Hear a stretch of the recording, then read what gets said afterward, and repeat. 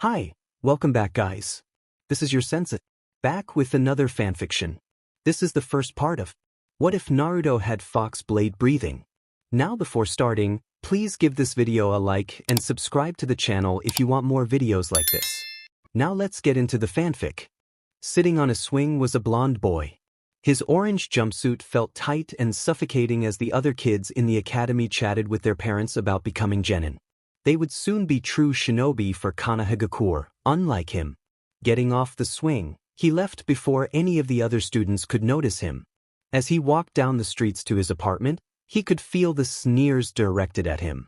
Insults pierced his ears like kunai, and clenching his fists, he ran the rest of the way home. It had always been like this. The villagers seemed to despise him, and he wasn't even sure why.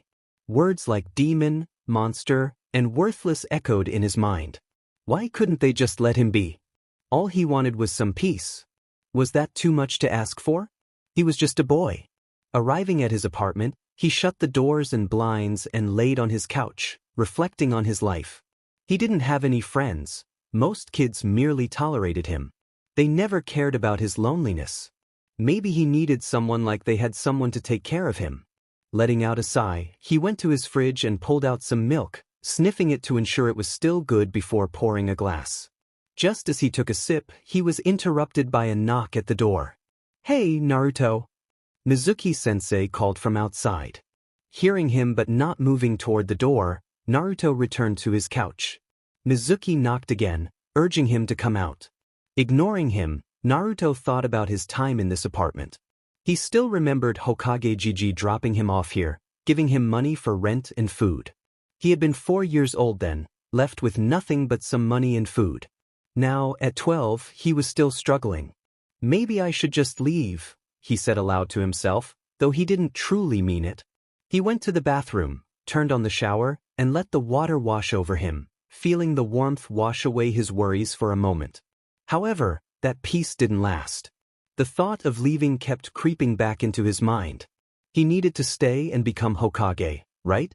To show everyone that he was truly great. Looking at the ceiling, a single stray tear fell. Nobody cared for him. He felt like garbage in their eyes, something not worth having around. He couldn't be a ninja here. He made up his mind he was leaving Konoha. Getting up, he noticed the sun was setting. He would make his move at nightfall and leave the village. Packing extra clothes, kunai, and instant ramen, he waited, watching closely until finally, the sun disappeared and the night sky appeared. Running to the south gate, he looked for any shinobi but found no one around. Apparently, something else was happening in the village, though he had no idea what. Quickly, he scaled the gate, jumped down on the other side, and ran as fast as he could. Soon, he was far enough away that only the moonlight illuminated the ground. Smiling to himself, he kept moving, not wanting to fall behind his time frame. He wanted to reach the border, any border, before they realized he was gone. For some reason, he always had guards. The Umbu were always watching him. When he went home, they left until morning. He hated it. Why couldn't they treat him normally? Why watch him all the time like some prisoner? By daybreak, he arrived at a small village. As he walked, nobody paid him much mind. Stopping, he pulled out what little ryo he had. Having just enough, he bought some bread for his journey. The lady at the stall was incredibly kind, even giving him some cheese for free, making him smile brighter than he had in a long time. Continuing on, he came upon another small town. While walking, he overheard people searching for a small blonde boy with goggles and an orange jumpsuit. Not wanting to be spotted, he ran. Reaching the middle of the woods, he decided to make camp. Naruto buried his goggles and burned the jumpsuits. He still had a sleeveless orange hoodie and some cargo shorts to wear for the time being. Realizing that his whiskers were a dead giveaway, he quickly fashioned a mask to obscure his lower face. On day 3, he felt he was making progress, but the only problem was that he was almost out of food. He was growing tired and still had no idea where he was headed. Doubts crept in, and he couldn't help but think he might have made a mistake. Arriving at a cliffside, he looked down into the river below. It was beautiful there, with the sounds of the water mixing with the birds singing. Closing his eyes, he pulled his mask down and breathed in the fresh air. The sound of footsteps made him pause. Slowly turning around, he saw none other than Mizuki, a sinister grin on his face. He taunted Naruto, calling him a demon and mocking his dreams of becoming Hokage. Naruto stepped back, realizing he was too close to the edge. Pulling out a kunai, he prepared himself, feeling the intense pressure from his former teacher. Mizuki revealed that he had taken the scroll of sealing and fought his way out of the village, leaving Naruto to wonder about Iruka's fate. As Mizuki advanced, Naruto knew he had to fight for his life. He jumped toward Mizuki, swinging his kunai, but Mizuki easily deflected it and struck him. Rolling to regain his footing, Naruto tried to defend himself, but cuts began to appear as Mizuki pressed the attack. With a powerful kick, Mizuki sent Naruto crashing to the ground near the ledge. Mizuki laughed, belittling Naruto's aspirations and revealing the truth about the demons sealed within him. As tears filled Naruto's eyes, Mizuki prepared to throw a Fuma kunai at him. Just then, a blue blur appeared, knocking the weapon away. However, before Naruto could comprehend what happened, the ledge gave way, and he fell into the river below. Struggling to swim to the surface, he found himself pulled down repeatedly, gasping for air in a battle against the water. His foot struck a rock, causing him to tumble. As his face broke through the surface of the water, the current yanked him again. The last thing he saw was a rock before everything faded to black. Sakanji was walking when he heard the sounds of combat. Rounding the bend, he spotted a boy, no older than 13, attempting to fend off an adult shinobi. Even from a distance, he could tell the man was not particularly impressive. Picking up his walking stick, he took a deep breath. In an instant, he positioned himself between the two. Swinging his stick, he struck the man hard in the stomach, watching as he crashed into a tree.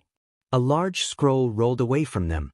The sound of earth crumbling caught his attention. Turning around, he saw the small boy fall, terror in his eyes as the ground gave way and he plunged into the river below. Sensing the man's presence drawing closer, Sakonji stepped to his left, completely dodging the shinobi's attack. He moved out his stick, striking the man's ribs with a satisfying crunch. Twisting his body, he swung the stick like a sword, hitting the man in the back of the neck and knocking him unconscious. In Konoha, it had already been 2 weeks since Naruto Uzumaki had disappeared. Nobody knew where he had gone, and the uncertainty weighed heavily on everyone. Many shinobi began searching for him, and entire clans were secretly diverting resources to find him. They needed their weapon back. Kakashi pulled out a worn photo of his team. The edges were faded from years of wear. Obito glared at him from the left while he glared back. Rin had her arms around their necks, and Minato-sensei stood behind them with a goofy smile, the same smile Naruto often wore when pulling pranks on the village. Sitting down in Ichikar ramen, he ordered a bowl of miso ramen. Ayam, the girl behind the counter, nodded, her sadness evident. She had long black hair wrapped at the top, and her black kimono had its sleeves rolled up as she relayed the order to the old man. Taichi, the owner of the shop, was tall with dark brown and gray hair. He had taken a liking to Naruto when he was just a boy. Back in his Umbu days, he had seen Naruto frequent this place many times. He was always fed here, money or not. It was comforting to know someone cared. Setting down the bowl, the shop owner leaned forward and asked if Kakashi had heard anything yet. The silver-haired shinobi met his gaze, and Taichi let out a long sigh, as if he already knew the answer. Kakashi replied softly, expressing his sorrow. He couldn't help but wonder if he had been more present in the boy's life. If he had truly honored his sensei, perhaps Naruto would not have gone missing at all. Taichi crossed his arms and gazed off into the distance, as if envisioning events unfolding. He reassured Kakashi that Naruto was strong and that they would see him again. Kakashi watched as the man turned away, wiping tears from his eyes before returning to work. His heart ached at the display of love and affection for a boy who had been scorned nearly every day of his life. This village had been cruel to him, the son of their hero. After finishing his meal, Kakashi visited the memorial stone. He read the names of those he had lost, fearing he might soon add a new name to the stone, someone he had failed in the worst way. Those who break the rules are scum, but those who abandon their friends are worse than scum. He had abandoned Naruto without ever trying. He was sure Obito was disappointed in him in the afterlife. Meanwhile, Naruto had his mask covering his face again. Sakanji was making him carry everything, insisting they needed to build his strength and stamina. So, he was forced to carry both of their belongings. With everything he had lost, the old man decided that Naruto needed all new clothes and gear. He bought him an orange kimono adorned with white clouds to match his own, along with black pants, blue sandals, and a belt. In his belt was a bakken, with Sakanji encouraging him to get used to the feel of a sword at his side. Sakanji reminded him that skill was important, but one must never neglect the body. A strong body is the best weapon any warrior can possess. He advised Naruto to cherish his body, as it protects his soul. Upon arriving in a small fishing town, they noticed that nobody paid them any mind. After stopping at a small hotel, Sakanji arranged for them to stay the night. He mentioned a small grove outside the village where they would begin Naruto's training. Excited, Naruto cheered, but flinched as Sakanji tapped him lightly with his stick. The old man reminded him to remain calm and patient, warning that overeagerness could lead to danger, especially when facing shinobi. Curious, Naruto asked how they would fight shinobi without jutsu. He had always imagined fighting with powerful techniques. Now, he was faced with a completely different path. Sakanji shook his head, telling Naruto not to worry about that for now. Just as Naruto was about to respond, the older man cut him off, stating they would get to that after mastering the basics. Pouting, the masked boy followed his new sensei out of the hotel and into the small grove. It resembled a tranquil garden, with lilies surrounding the edges and various trees and bushes. The center was shaped like a yin-yang symbol. As Naruto stepped into it, he felt a sense of security wash over him. Sakanji instructed him to draw his bakken. Naruto quickly complied, eager to begin. The old man then asked him to perform 10 minutes of diaphragm workouts, holding the blade above his head and focusing on deep breathing. Before Naruto could finish his question, Sakanji lightly tapped him in the chest with his walking stick, reminding him not to talk back. Naruto complied, starting his breathing training. What initially felt easy soon became a challenge as his lungs burned from the effort. As the 10 minutes came to an end, he finally relaxed. Sakanji then instructed him to perform 200 horizontal slashes, divided into 4 sets of 50, with a 1-minute break in between. No chakra was to be used, and the seriousness in his sensei's eyes made it clear that he meant business.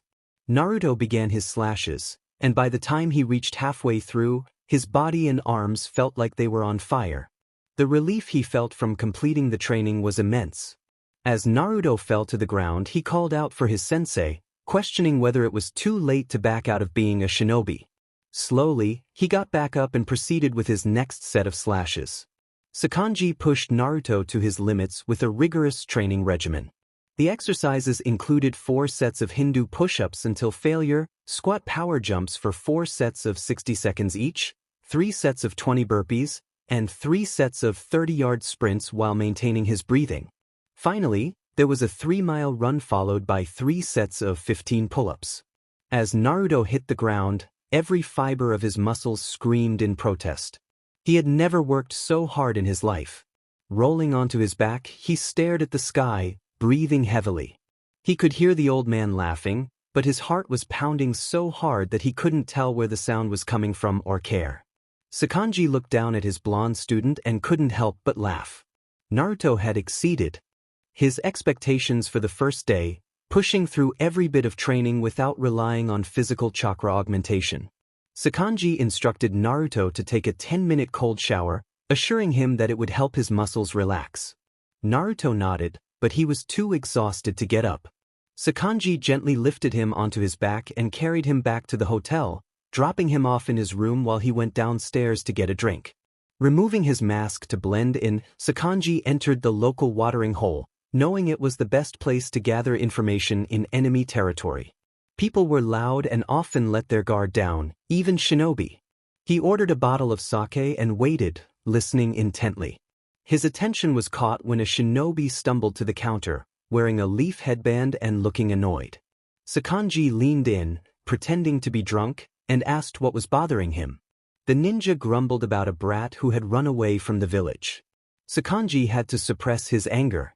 He had learned a few things about Naruto during their time together. The boy was loud, energetic, stubborn, and often fought over trivial matters. But he was also kind, always eager to help others, and possessed both physical and emotional strength. Despite the torment he faced from the village, Naruto wanted to protect others with all his heart. When the shinobi expressed doubt about Naruto's survival, Sakonji smiled to himself. They had no idea where Naruto was, and that was good. The farther they were from discovering him, the better. Naruto deserved a life where he could be happy and strong, becoming the skilled warrior he was meant to be. Returning to the hotel, Sakonji found Naruto passed out on the bed. He chuckled and covered the boy with a blanket before preparing dinner. Rice ball and fish seemed perfect for the evening. After a couple of hours, he woke Naruto, who groggily shuffled to the table. Upon seeing the food, he clasped his hands together in gratitude. He devoured the meal with enthusiasm, reminding Sakonji of his grandson Tanjiro. Sakonji couldn't help but smile under his mask as Naruto continued to eat until he was full. Sakonji informed Naruto that they would stay for 2 more days, wanting him to train hard during that time. Naruto looked up, curious about the leaf shinobi he had spotted nearby. Sakonji reassured him that they were not onto them and that they would take their time before charting a ship home. Relief washed over Naruto at the thought of having a home with someone other than himself. As they continued talking, he felt the weight of his training kick in and began to nod off. Being lifted off the chair was a strange yet comforting sensation, a testament to the care he was beginning to experience. Over the next 2 days, Naruto continued his training, enduring the aches and pains that came with it. He knew he needed to be stronger to become the guardian and protector he aspired to be. Traveling to the coast was quick for the duo. Upon arriving at the port, Naruto gazed out at the ocean in awe. He had never seen anything so mesmerizing, the salty air mixing with the deep blue water. Sakonji remarked on the beauty of the scene, and Naruto nodded in agreement, speechless at the breathtaking view. Unfortunately, he wasn't prepared for the motion sickness that came with the boat ride, struggling to maintain his breathing exercises while trying to hold back his lunch. Eventually, they arrived in the land of swords. As they disembarked, Naruto noticed 3 figures waiting for them. The first was a tall man with long black hair tied in a low ponytail and dark blue eyes. He wore a 2-pattern haori, one side solid red and the other a vibrant mix of green, orange, and yellow, covering his black uniform. A katana hung at his side, signaling his status as a swordsman. Naruto sensed that this man was not just imposing for show. He radiated power, reminiscent of clan heads or the Hokage. Next was a boy slightly older than Naruto, with messy black hair tipped in red and burgundy eyes. A strange mark adorned his forehead, and he wore a black uniform with a black and green checkered haori. His katana was smaller than the man's, but he carried it with confidence. The final person was a girl, about the same height as Tanjiro, with long black hair tipped in light red and pink eyes. She wore a sakura-colored kimono with a brown haori over it, her long eyelashes giving her an elegant appearance. Unlike the others, she carried no weapon. Sakanji greeted the 2 younger ones excitedly, embracing them before turning to Naruto and introducing them as his adopted grandchildren. Tanjiro and Nezuko Kamado were greeted by Naruto, who bowed to them, and they returned the gesture. Naruto noticed Tanjiro sniffing a couple of times, realizing he could likely sense the presence of the Kyuubi within him. He decided to postpone addressing the matter for as long as possible. Over the past 2 weeks, Naruto had not given it much thought. The old man, Sakanji, cared for him deeply, focusing solely on Naruto's well-being rather than what he might be. It was a life he wished he had experienced sooner. Sakanji trained him, fed him, and ensured he was recovering well. Sakanji introduced Ju Tomioka, his apprentice and now a pillar in the Hashira. He then introduced Naruto Uzumaki. Tanjiro and Nezuko smiled at him, while Ju appeared uninterested, questioning the need for a newcomer. Sakanji reprimanded Ju lightly, explaining that Naruto was a boy in need who aspired to be a warrior in the Corps. Tanjiro's eyes lit up with excitement, asking if Naruto wanted to join the Corps. Naruto responded enthusiastically, sharing how cool he thought they were. When asked about his training experience, Naruto awkwardly admitted it had only been a week.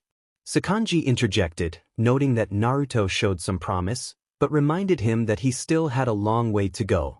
Naruto nodded vigorously, eager to prove himself. Sakanji announced that they would incorporate sparring into Naruto's training, which would conclude each day with a challenging session. Tanjiro offered to help, and Sakanji welcomed his assistance, indicating that Tanjiro had just passed his trial to join the corps. They discussed the timeline for Naruto's training, estimating he would be ready for the exam in about 6 months. Excitement filled the air as they envisioned Naruto becoming a great swordsman. Ju, feeling overwhelmed by the enthusiasm, turned to leave, while Nezuko laughed and suggested they head to the cabin to prepare for the next day. Sakanji smiled as he listened to the two boys chat on their way back to the cabin. Tanjiro had a few friends his age, but they were training elsewhere on the island. Now, he had someone new to train, giving him and Nezuko another sibling after everything they had been through. At dinner, Naruto devoured rice ball, grilled fish, and steamed vegetables alongside Tanjiro. After the meal, the boys and Nezuko went to bed, leaving Ju and Sakanji to discuss Naruto. Ju expressed concern about Naruto, sensing something unusual within him. Sakanji explained that Naruto was a Jinchuriki from Konoha, meaning he housed the Kyuubi. Ju was momentarily taken aback, realizing the implications of Naruto's situation. Sakanji shared that Jinchuriki were often treated poorly in their villages, leaving Naruto without peace. Ju emphasized the need for Naruto to be trained to protect himself from being recaptured. Sakanji agreed, stating that Naruto needed to be ready, especially since he was at the genin age. He reflected on his own past experiences and the threats that might arise. Ju stood up, confirming he would prepare the traps for the next day's training. Sakanji reassured him that Naruto was already strong and that his skills would develop soon. They discussed Naruto's natural sensory abilities, noting that he was already showing promise. The following day, Tanjiro pulled Naruto outside for more grueling training, which culminated in a sparring match. As they faced off, Tanjiro quickly demonstrated his skill, forcing Naruto to block and evade. Despite Naruto's efforts, he found himself on the ground repeatedly, realizing that sword fighting was much more complex than he had initially thought. As the hours passed, Naruto struggled to keep up with Tanjiro's speed and strength. Eventually, they fought without their shirts, and Naruto couldn't help but notice Tanjiro's impressive physique. Despite the challenges, he felt a sense of determination building within him. After being flipped to the ground once more, Sakanji called an end to the spar. Tanjiro helped Naruto up, praising his efforts, while Ju remained silent. Sakanji acknowledged Naruto's progress, noting that he had improved in every round despite his lack of training. He then introduced the next phase of Naruto's training, running the gauntlet. Confused but excited, Naruto followed Sakanji and Ju into the mountains, where they explained the gauntlet's purpose. Naruto eagerly began his ascent, only to be met with unexpected challenges as traps activated around him. Panic set in as he realized the intensity of the training ahead. Training in the gauntlet proved to be a grueling experience. Naruto faced numerous obstacles, including falling logs, hidden pitfalls, and various surprises designed to test his resilience. Day after day, he pushed himself, determined to overcome the trials set before him. After 3 weeks of training, Naruto was improving significantly. He could now navigate the gauntlet in record time, and Tanjiro had mentioned that without a BLNDFLD, he had the fastest time. This achievement filled him with pride. However, speed was not the only thing he was gaining. During their initial sparring sessions, Naruto had struggled to anticipate Tanjiro's attacks due to the other boy's superior speed and strength. Yet he was catching up quickly. Sakanji believed this was due to Naruto's connection with a tailed beast, which enhanced his physical abilities and senses, allowing for quicker adaptation. Now, standing opposite Tanjiro, Naruto launched himself forward, slashing at his opponent. Tanjiro deftly deflected the attack, twisting to avoid Naruto's counter. Naruto followed up with 2 quick slashes before moving the tip of his wooden blade forward. Unfortunately, he left himself vulnerable, and Tanjiro capitalized on this opening, striking Naruto's side decisively. The match was called in Tanjiro's favor. Feeling frustrated, Naruto wiped the sweat from his face, acknowledging his near victory. Ju, who had been observing, recognized that Naruto had almost succeeded. Tanjiro was indeed a prodigy, with only 3 other core members of his age. However, Naruto was a step above them, learning the art of the blade at an astonishing rate. Ju attributed this to Naruto's early training as a shinobi, but it felt as if he was destined to be a swordsman. Sakanji had something different planned for Naruto that day, and Ju informed him. When Ju presented a blndfld, Naruto looked puzzled. Ju explained that they would begin chakra training and enhance Naruto's senses. With some trepidation, Naruto donned the blndfld, feeling a sense of unease without his sight.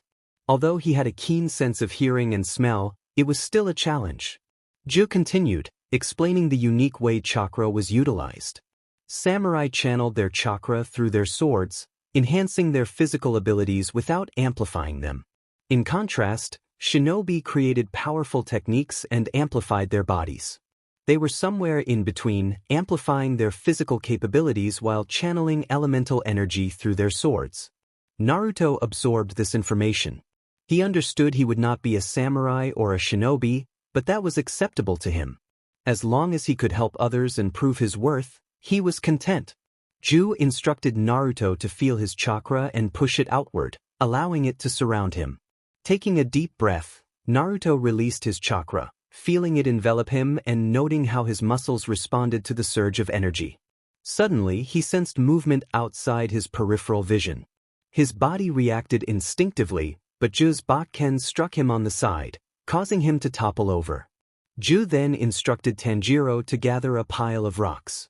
Naruto sat up, realizing what was about to happen.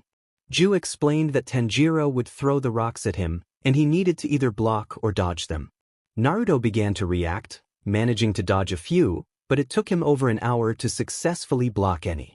Gradually, he became more attuned to the incoming projectiles. Sakanji returned to observe Naruto's progress. Naruto's sensory radius had already expanded to 3 meters, an impressive feat for someone at his level.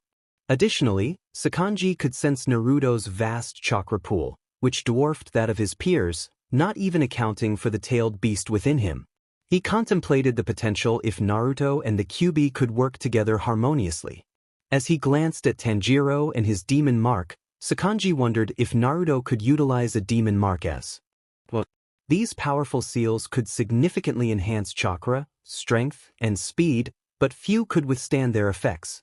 Outside of Tanjiro, only one other person, the master, could access such a mark.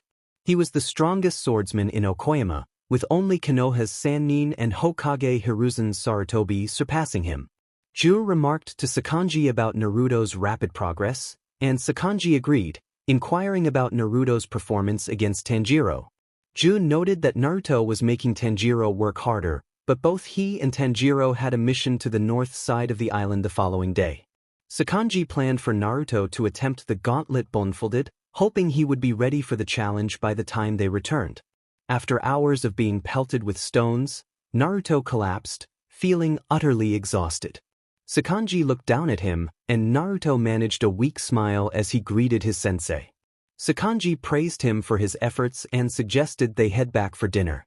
Naruto felt a surge of happiness at the thought. As they approached the cabin, Naruto noticed 2 other swordsmen conversing with Nezuko. One had striking blonde hair that resembled flames, styled in a short bowl cut, and golden eyes. He wore a black core uniform like Tanjiro, topped with an orange and white spotted haori. The other was a girl, slightly older than Tanjiro, with a petite frame and raven black hair tied in a side ponytail, showcasing her purple eyes. She wore a matching black outfit with a skirt. Tanjiro greeted them enthusiastically, introducing Naruto as Sakanji's new apprentice. The 2 swordsmen scrutinized Naruto closely as Tanjiro continued with the introductions. Zenitsu, the blonde, teased Tanjiro about bringing a handsome friend, jokingly suggesting that Tanjiro was trying to set his sister up with someone else. Tanjiro protested, but Zenitsu playfully drew his sword and began chasing him across the yard, creating a light-hearted atmosphere. Naruto watched in confusion as Konoha seemed bored by the commotion around her. She remarked that this kind of situation happened often and asked if he was new to the area. He admitted he was from Konoha, to which she responded with a simple nod, calling him weird before walking away. He scratched his head, following her inside. Sakanji prepared his famous stew, and both Tanjiro and Nezuko savored the delicious flavors. Naruto enjoyed the meal but couldn't shake the longing for Ichikar ramen, missing Taiuchi and Ayam, the only people outside of Gigi he felt close to. At the main gate, Kakashi and Team 7 gathered. The old man glanced at Konohamaru, struggling to understand how this boy, dressed in a light green jacket and dark green pants, could be one of his protectors. He looked more like a curious child than a capable defender. At least the brooding boy seemed serious, though he was preoccupied with trying to get Sakura's attention, giving off an air of danger even at a young age. Then there was the girl, who seemed more interested in the brooding boy than anything else. Kakashi sighed, grateful for the masked jonin, who appeared to be the only adult in the group. As they set out, Konohamaru quickly grew bored. After only a few hours of walking, he craved action, eager to impress his grandfather. He complained to his sensei about their grumpy client, expressing his frustration at not being able to choose their assignments. The masked shinobi reminded him that they had no say in their clients, which only made Konohamaru glare in response. He disliked being compared to his grandfather, feeling overshadowed by his legacy. He wondered if Uncle Asuma felt the same way. Sakura chimed in, telling him to stop complaining, which only made him turn away in annoyance. He couldn't understand why pretty girls had to be so mean. Sasuke finally spoke, pointing out that while he might be stronger than Konohamaru, he was also more annoying than Naruto. Konohamaru stuffed his hands in his pockets, feeling a mix of annoyance and admiration. He may not have been close to Naruto, but he appreciated his sense of humor and the way he treated him without regard for his grandfather's status. Lost in thought, Konohamaru barely noticed the sudden movement. Two shadows appeared, wrapping a chain around Kakashi, but he quickly jumped in front of Tazuna with Sakura, heart racing at the sight of two masked ninjas wielding massive clawed gloves connected to chains. He called out to Sasuke as they both threw kunai, breaking the chain and creating an opening for them to attack. With determination, Konohamaru charged the ninja on his left, redirecting the claw and delivering a swift kick to his shin. He unleashed a powerful fire technique, hitting the enemy directly and sending him crashing into a tree, barely conscious. Sasuke followed suit, expertly dispatching his opponent with a well-placed kick that knocked him out cold. They exchanged a quick nod, acknowledging their teamwork despite their differences. Kakashi appeared, praising their efforts before instructing Konohamaru to tie the defeated ninjas to a nearby tree. He then turned to Tazuna, his expression serious, indicating they needed to have a discussion. After their encounter with the so-called Demon Brothers, Team 7 operated with renewed focus, maintaining a diamond formation as they approached the rally point. A ferryman awaited them by the riverside, and as they crossed, they caught sight of the massive bridge. Konohamaru couldn't contain his excitement, exclaiming in awe.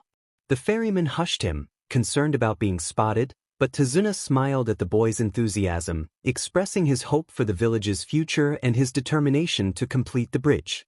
The three genin looked at Tazuna with admiration, inspired by his passion. Konohamaru felt a strong desire to ensure they could help him. As they resumed their journey, Konohamaru sensed something amiss and threw a kunai into the bushes, only to realize he had narrowly missed a small white bunny. Apologizing profusely, he picked up the bunny and hugged it, hoping for its forgiveness. Suddenly, Kakashi's voice commanded them to get down.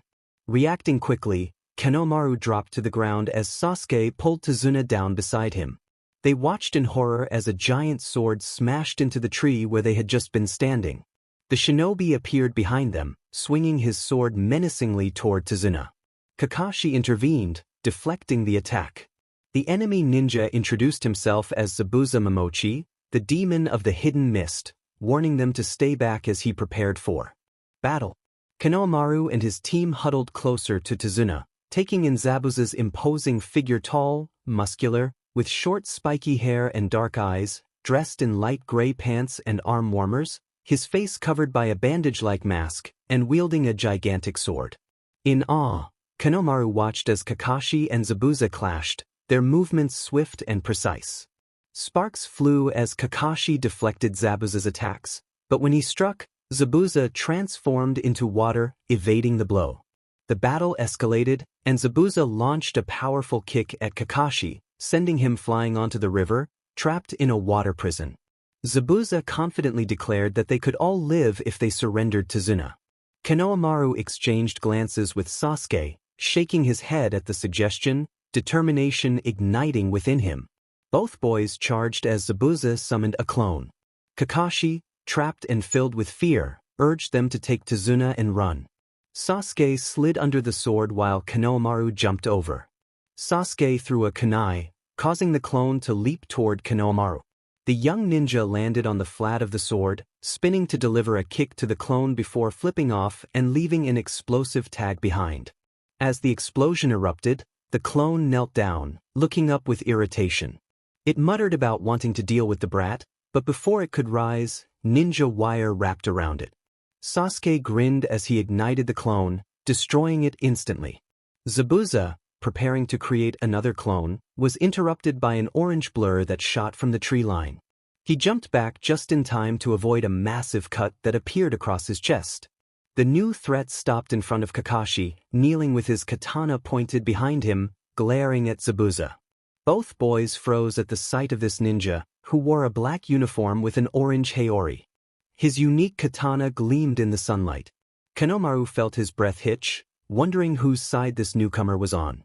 One day prior, Naruto arrived at the small village in the Land of Waves, having been guided there by Chot. He was shocked by the state of the village, which was barely hanging on.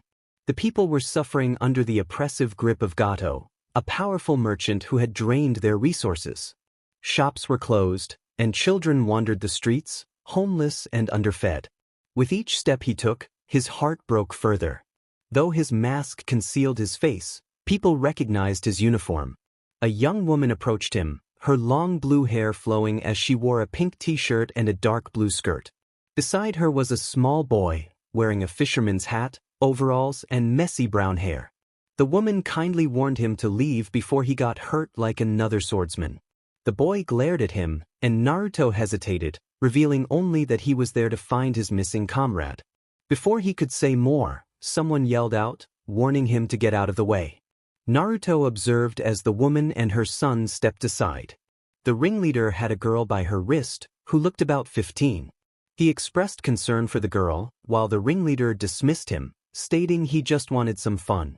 Taking a slow breath, Naruto suddenly appeared in front of them. In one swift motion, he grabbed the girl and tossed her aside before striking another man in the throat with the hilt of his sword. He spun around, injuring the others one by one. He expressed disgust at the thought of hurting children. Just as he sheathed his sword, 3 ninjas emerged from the shadows, warning him that he should have left. They intended to bring him down before Zabuza could notice. Naruto assessed the situation.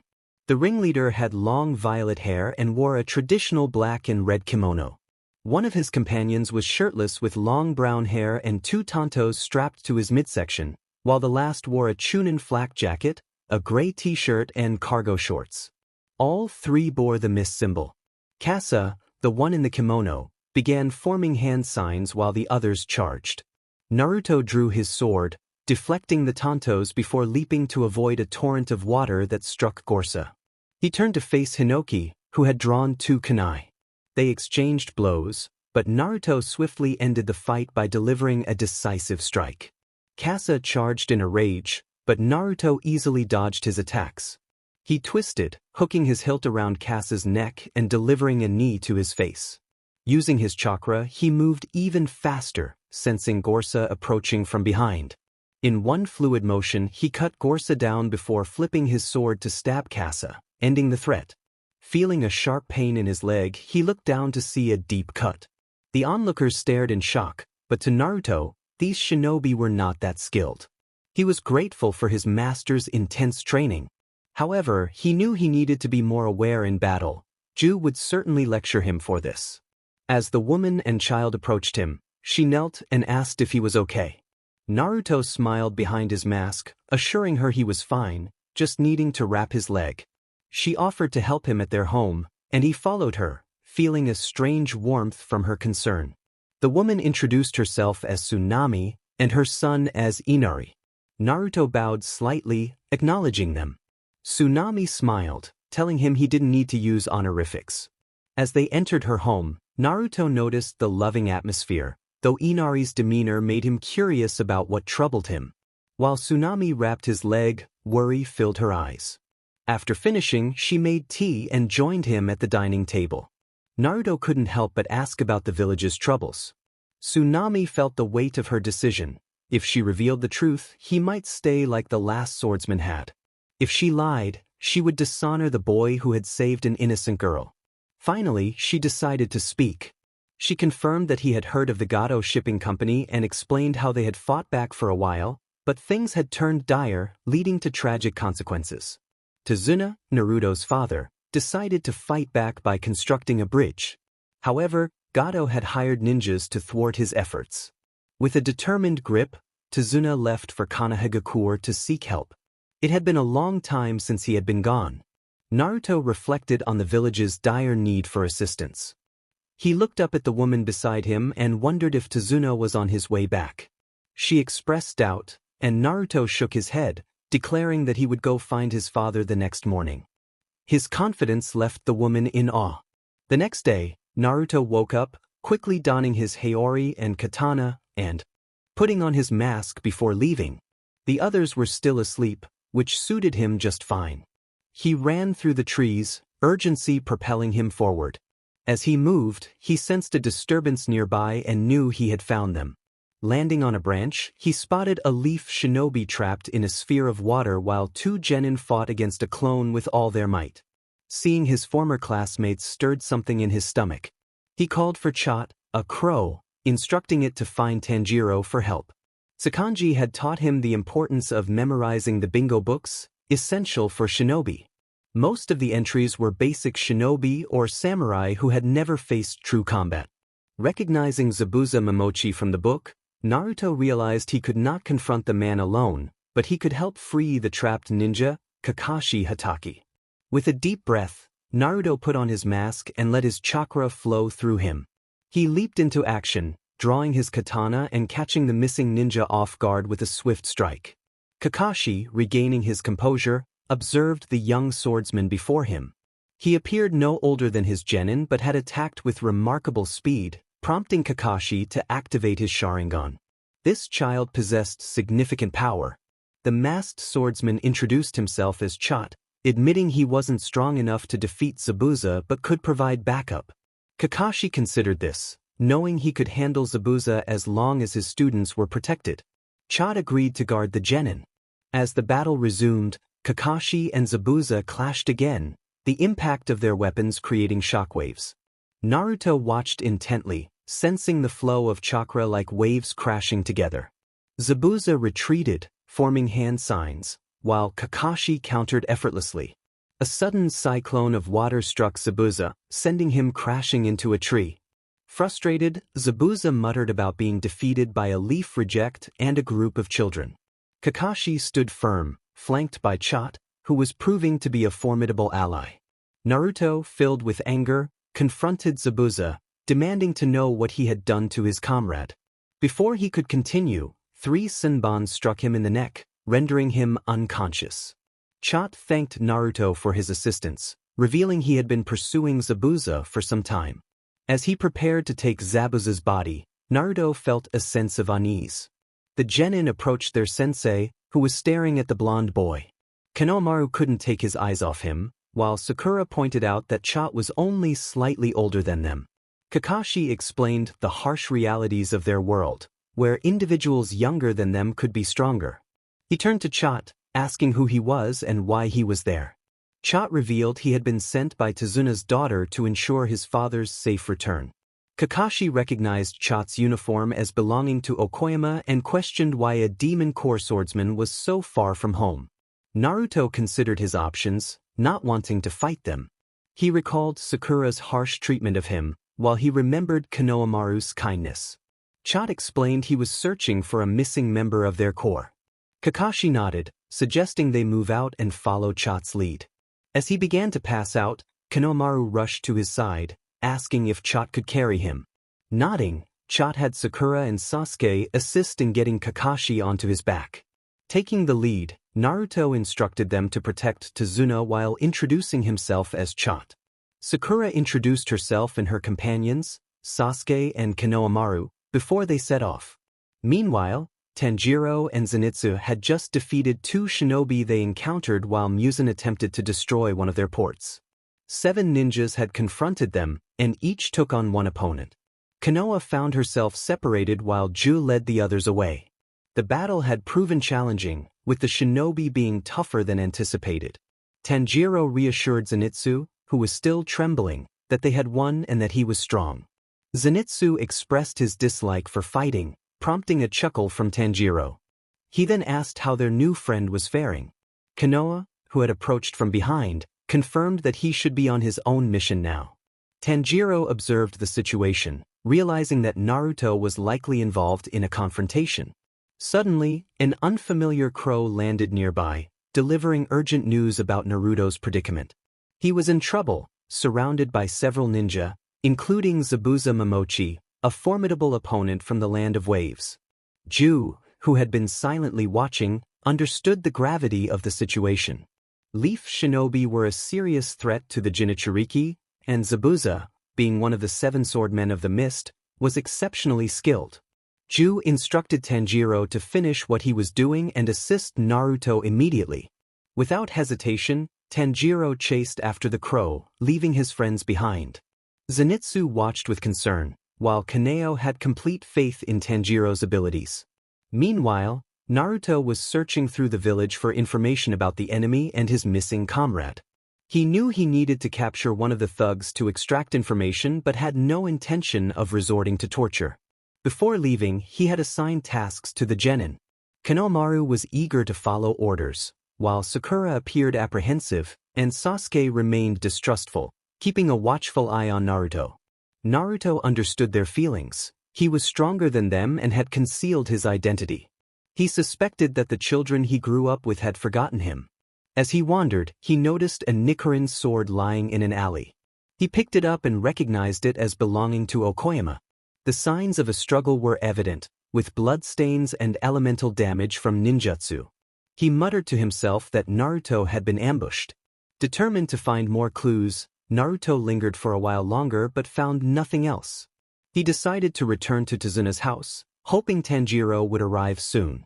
If there were more ninjas, he would need assistance, especially if they were as skilled as Zabuza.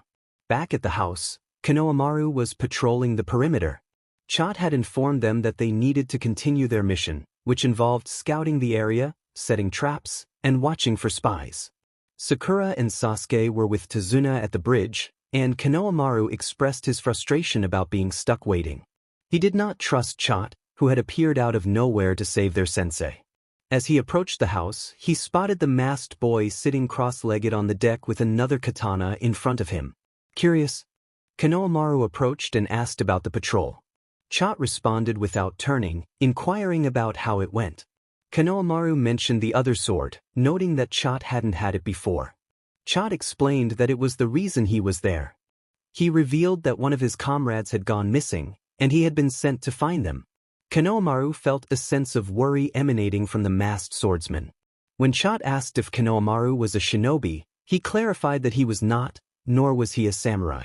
He had learned to use chakra but did not practice ninjutsu. Konohamaru sat down on a stump, expressing disbelief at the idea of not using ninjutsu. He shared that his grandfather was the Hokage, known as the Professor, who knew every ninjutsu in Konoha, including the hidden techniques of various clans. Chot was impressed, and Konohamaru continued, sharing that he sometimes felt neglected by his grandfather due to his busy schedule, especially after the loss of his parents. Chot empathized, noting that it must be difficult to manage such responsibilities.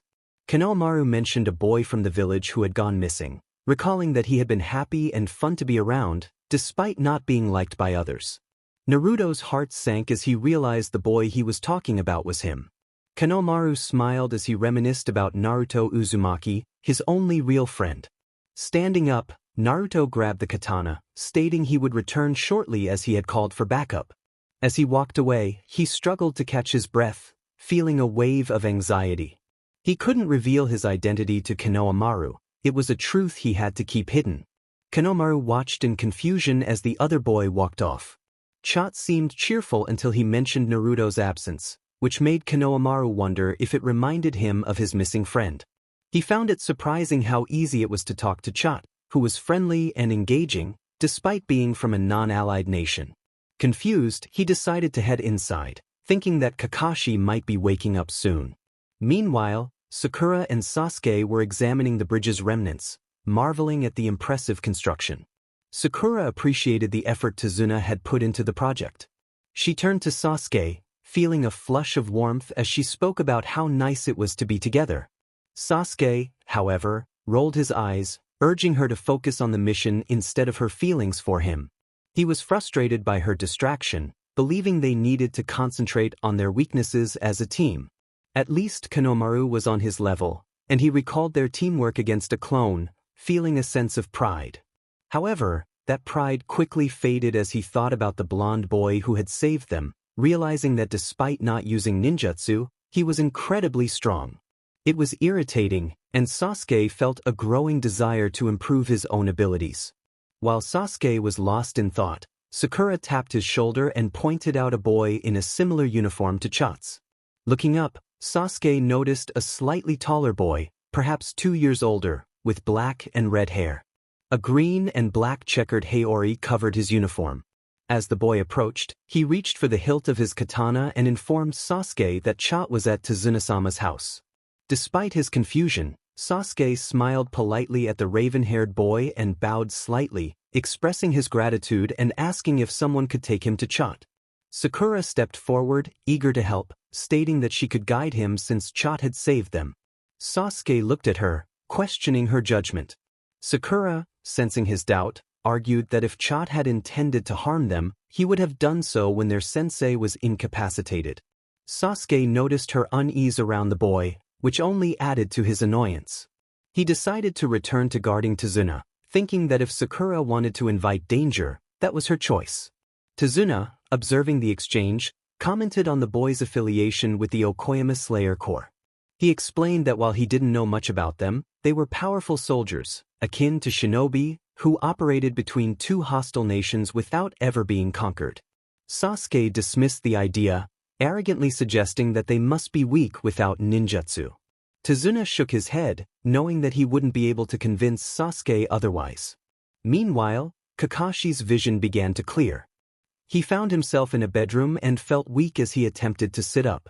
Konohamaru, filled with relief at seeing his sensei awake, informed him that they were at Tazuna-sama's home, where his daughter and grandson were also present. From a distance, Naruto watched as Team 7 practiced the tree-climbing exercise. Sakura excelled almost immediately, while Sasuke struggled, which brought Naruto a sense of satisfaction. Sasuke's arrogance and attitude were puzzling to him. Konohamaru was also having difficulty, repeatedly falling but always getting back up with a smile. For some reason, Naruto couldn't take his eyes off the other boy. Tanjiro observed Naruto's admiration for the shinobi and smiled, noticing the absence of any superiority in Naruto's demeanor. He approached Naruto and suggested they train together. Naruto's excitement was palpable as he jumped down and eagerly asked if he could learn water breathing. Tanjiro chuckled nervously, explaining that they should first check Naruto's affinity for the technique, unsure if he was allowed to teach it. Naruto crossed his arms and pouted, insisting that he had gotten faster and would be a challenge for Tanjiro. Both boys stood on the water, Bakken in hand, ready to face off. Tsunami, watching from the sidelines, noted how fit both boys were for their age. Naruto was lean and youthful, while Tanjiro's muscles were impressive, contrasting with his boyish face. In an instant, they charged at each other, their practice blades clashing as they moved swiftly. Naruto quickly retreated, launching a powerful move, but Tanjiro was fast, deflecting the attack and countering with his own strikes. Tanjiro pressed the offensive, delivering rapid blows, but Naruto had improved, skillfully deflecting and parrying. As they continued to spar, Naruto spun and deflected Tanjiro's blade, aiming for an opening. Tanjiro narrowly avoided the strike by jumping back, and both boys shared a smile, their camaraderie evident even through Naruto's mask. Kakashi observed from a distance as the boys increased their speed. He noticed the chakra surrounding them, reminiscent of a chakra cloak but not quite the same. Their speed was impressive, challenging even his enhanced vision to keep up. When he spotted a seal appearing on Naruto's stomach, realization struck him. He couldn't believe this boy was Naruto, who he had heard struggled with chakra control. The boy before him was a powerhouse, and Kakashi felt a pang of guilt for failing Naruto. Later, as the day progressed, Sasuke and Konohamaru sat at the base of a tree, both covered in dirt from their repeated attempts at the exercise. They looked up to see a still shirtless Chot approaching with water from the house. Sasuke tried to hide his embarrassment, while Chot greeted them with concern. Sasuke, standing up, questioned Chot's interest in their training. Chot chuckled warmly, explaining that Tsunami-sama had been worried about them. Konohamaru eagerly accepted the water, his enthusiasm infectious. Chot then inquired about their training progress, and Konohamaru admitted they were struggling. Chot offered to give them pointers, and Konohamaru excitedly asked if he could share a hint. Chot agreed, explaining the technique of sticking a leaf to their heads was similar to how they could stick their feet or hands to surfaces. He extended his hand for Konohamaru to feel the suction, which made the boy's heart race as he grasped Chot's hand, surprised by the sensation. "Try using your hand on the tree," Sasuke suggested, glancing between the two boys who were still in close proximity. "Once you find the right amount of chakra, then apply it to your feet. At least that's how Jusama helped me." Naruto suddenly realized he was still touching the other boy. He quickly let go and waved goodbye, wishing him luck and saying he would see him at dinner. As he ran off, confusion filled his mind. He needed to get his strange feelings under control. What was wrong with him? Sitting on the dock, Tanjiro began meditating.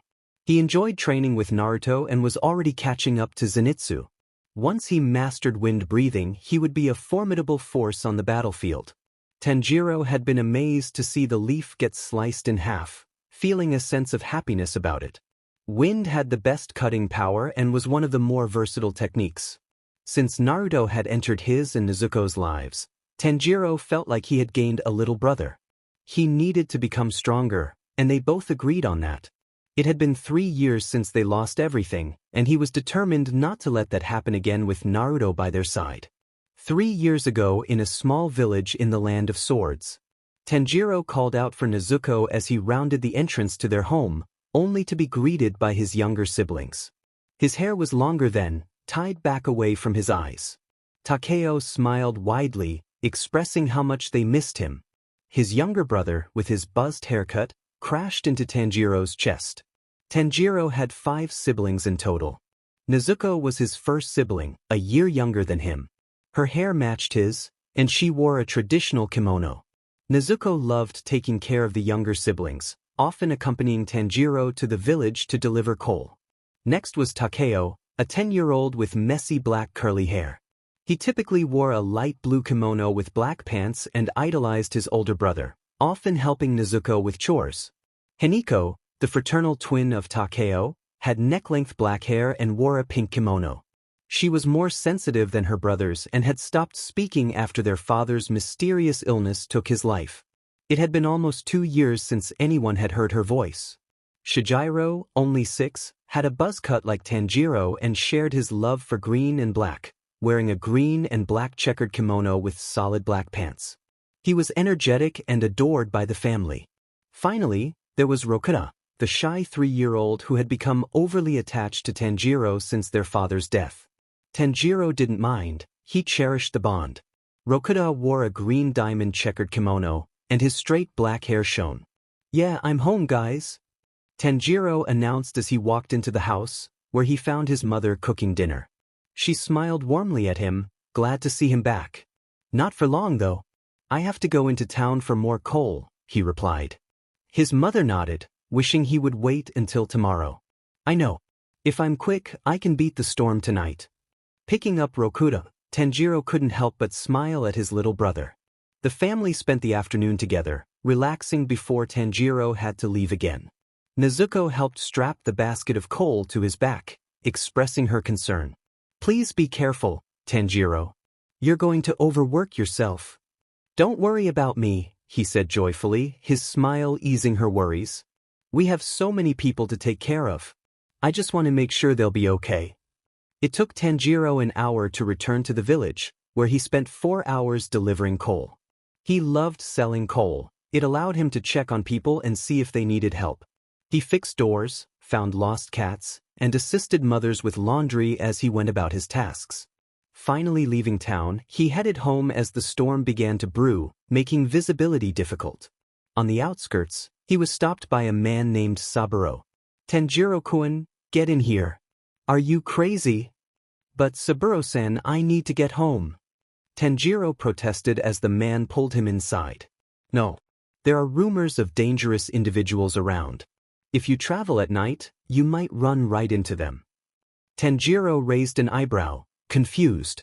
What dangerous individuals? There isn't any fighting around here. Isn't that all happening in the bigger villages on the island? Saburo shook his head, not looking at the boy. You don't understand.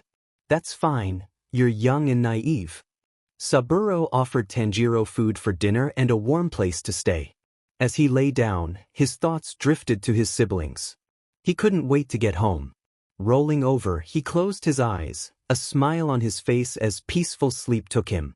After thanking Saburo, Tanjiro set out at dawn, eager to return home and prepare for the upcoming week's sales.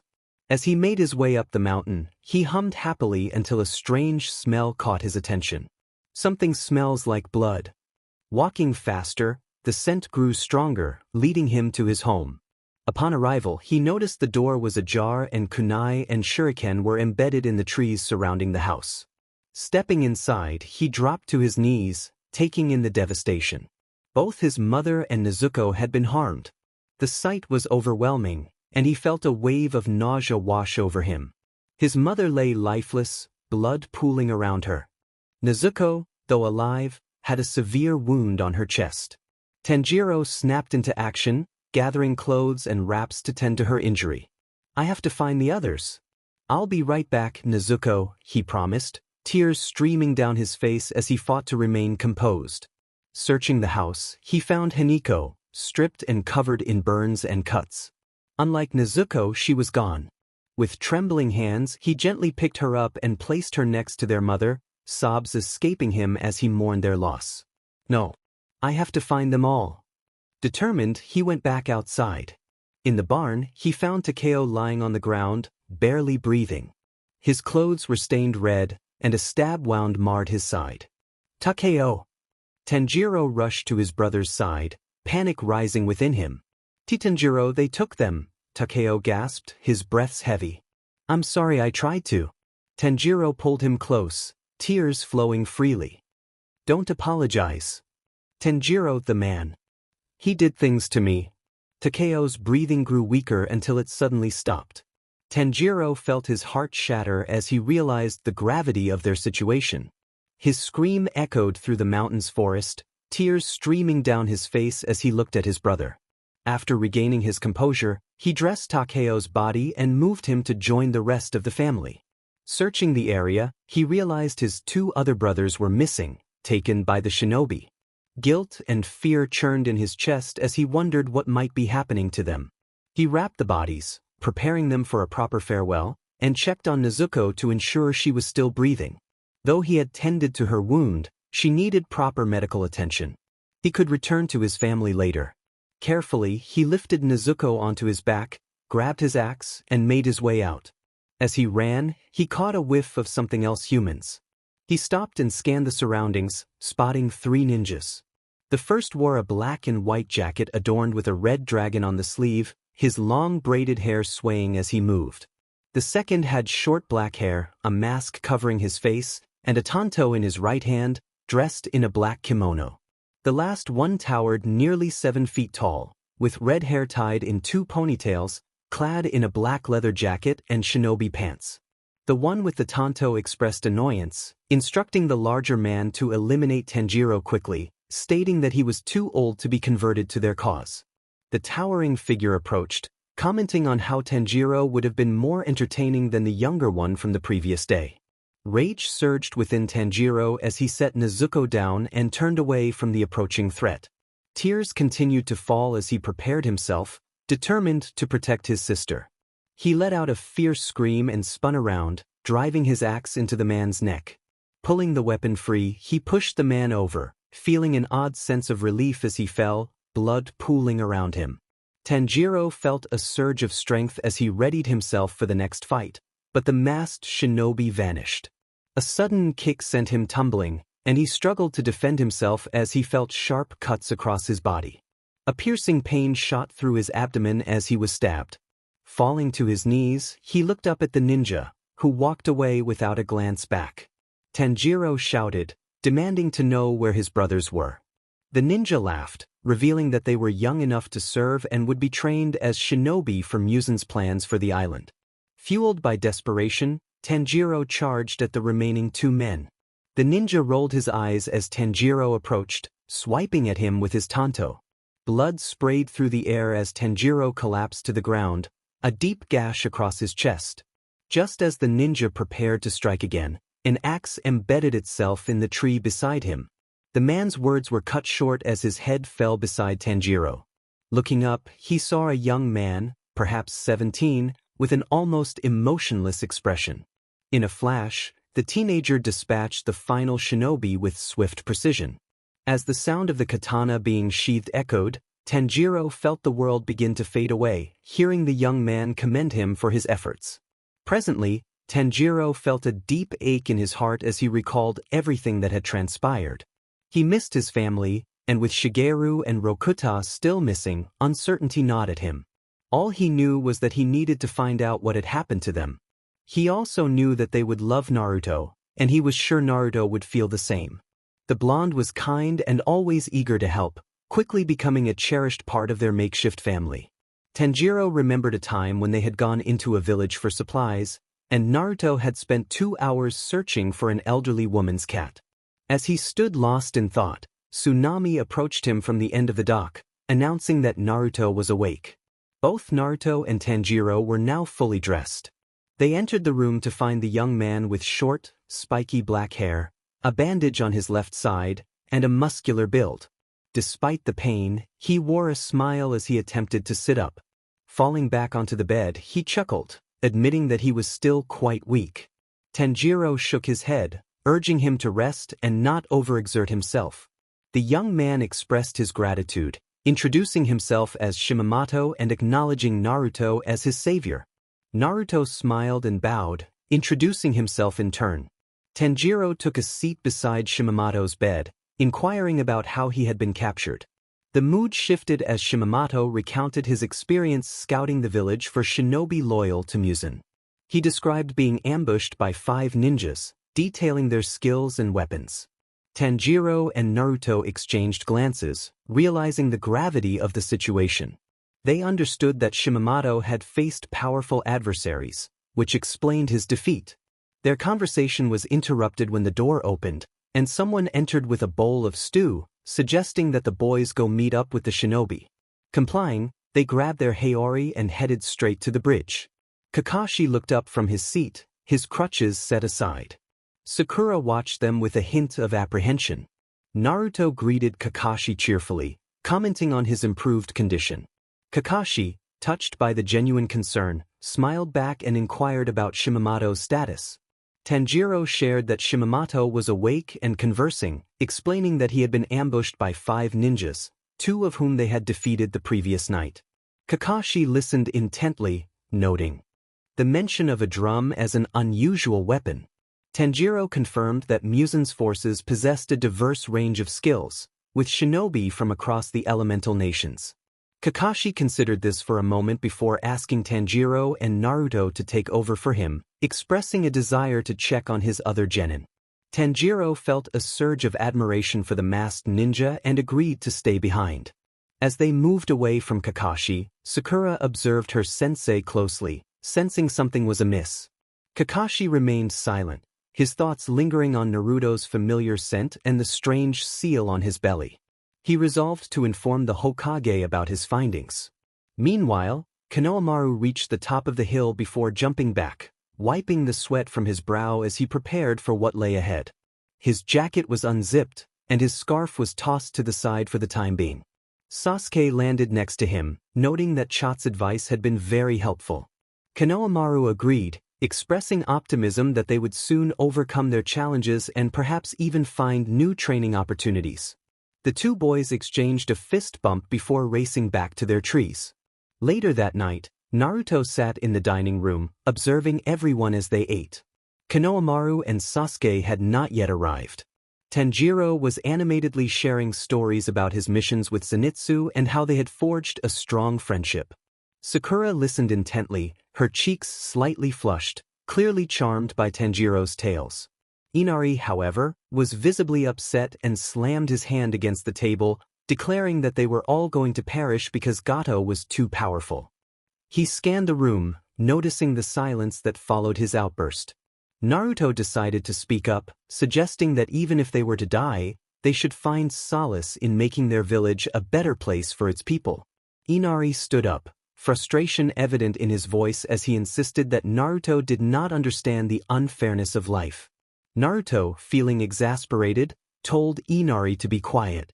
The room fell silent, everyone taken aback by his words.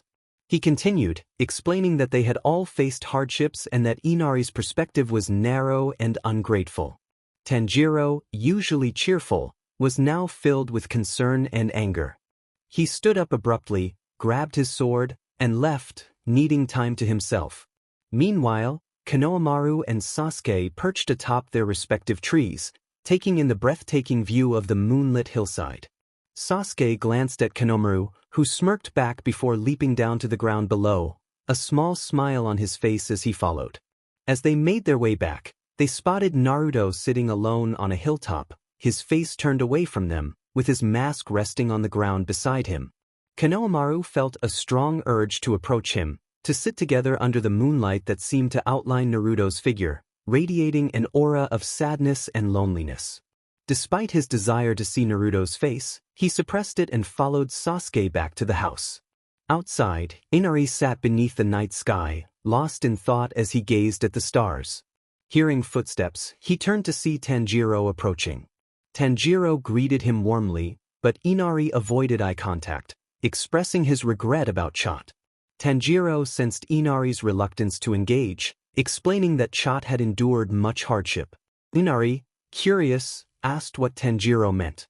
Tanjiro shared that he did not know the full extent of Chot's past but revealed that his old village had treated him poorly, leading him to leave in search of a new home and people who would care for him. Inari listened closely, searching for any signs of deception. He quietly asked if Chot ever cried, to which Tanjiro replied that sometimes, people learn that crying does not change their circumstances, and that is when they truly grow. At Gato's hideout, Zabuza informed Haku that they would eliminate their enemies in 2 days. Haku, caught off guard by the news, felt a desire for revenge. He did not care much for the boy but was determined to fulfill Zabuza's orders. When Haku asked if he should inform Kyogai, Zabuza chuckled, instructing him to ensure that the boy remained alive for their plans. In the Hokage's office, Hiruzen looked down as a dog named Pucken entered, delivering an urgent letter. Hiruzen expressed surprise at seeing Pucken again so soon. The dog explained that the message was critical. As Hiruzen opened the letter, his eyes widened in shock and wonder at the detailed report of their mission involving the Demon Brothers and an encounter with an A-ranked missing nin. The letter mentioned a boy from the Slayer Corps of Okoima, who was believed to be Naruto Uzumaki. Hiruzen quickly summoned a small monkey, instructing it to deliver the letter to Jiraiya for immediate confirmation. The next morning, Naruto awoke to find a pretty girl staring down at him. Sitting up, he noticed his katana nearby. The girl, curious about him, asked why he was sleeping in the grass. Naruto chuckled, explaining that he had been escaping for the night and had accidentally fallen asleep. He introduced himself as Naruto Uzumaki and asked for her name. The girl replied that she was Haku and explained that she was gathering herbs for a friend who had been injured but was recovering. Realizing who she was, Naruto smiled and offered to help her collect the herbs. As they walked together, Haku commented on his katana, asking if he was a shinobi. Naruto replied that he was part of the Slayer Corps, stating that the ninja life was not for him. Haku smiled back, and as they finished gathering the last of the herbs, she revealed that she was actually a boy. Naruto's expression showed surprise, as Haku was more beautiful than anyone he had seen. As he thought about the girls he knew, another face came to mind, causing him to feel flustered. Haku bid him farewell, and Naruto responded with a smirk, assuring her that he would see her and Zabuza later. Haku froze for a moment, taken aback by Naruto's kindness, but before she could react further, he had already disappeared. She felt a sense of longing, wishing they could have met under different circumstances. Naruto returned to the house, unaware of the impact he had made. Feeling the dread of having to fight someone he could have been friends with, he shook the thought from his mind and opened the door to find everyone sitting in the living room. His mask concealed his face well, but two people saw through it. One was Tanjiro, who stood up, ready to approach his little brother. The other was Konoha, who seemed to read his body language. Tanjiro's serious eyes met Kakashi's as he stated that they would be attacked the next day. Kakashi asked how he knew, and Tanjiro explained that he had met a boy who was a hunter ninja. The boy had been gathering herbs for a friend in pain. Kakashi nodded, understanding the urgency. They needed to prepare, knowing the enemy had 3 shinobi.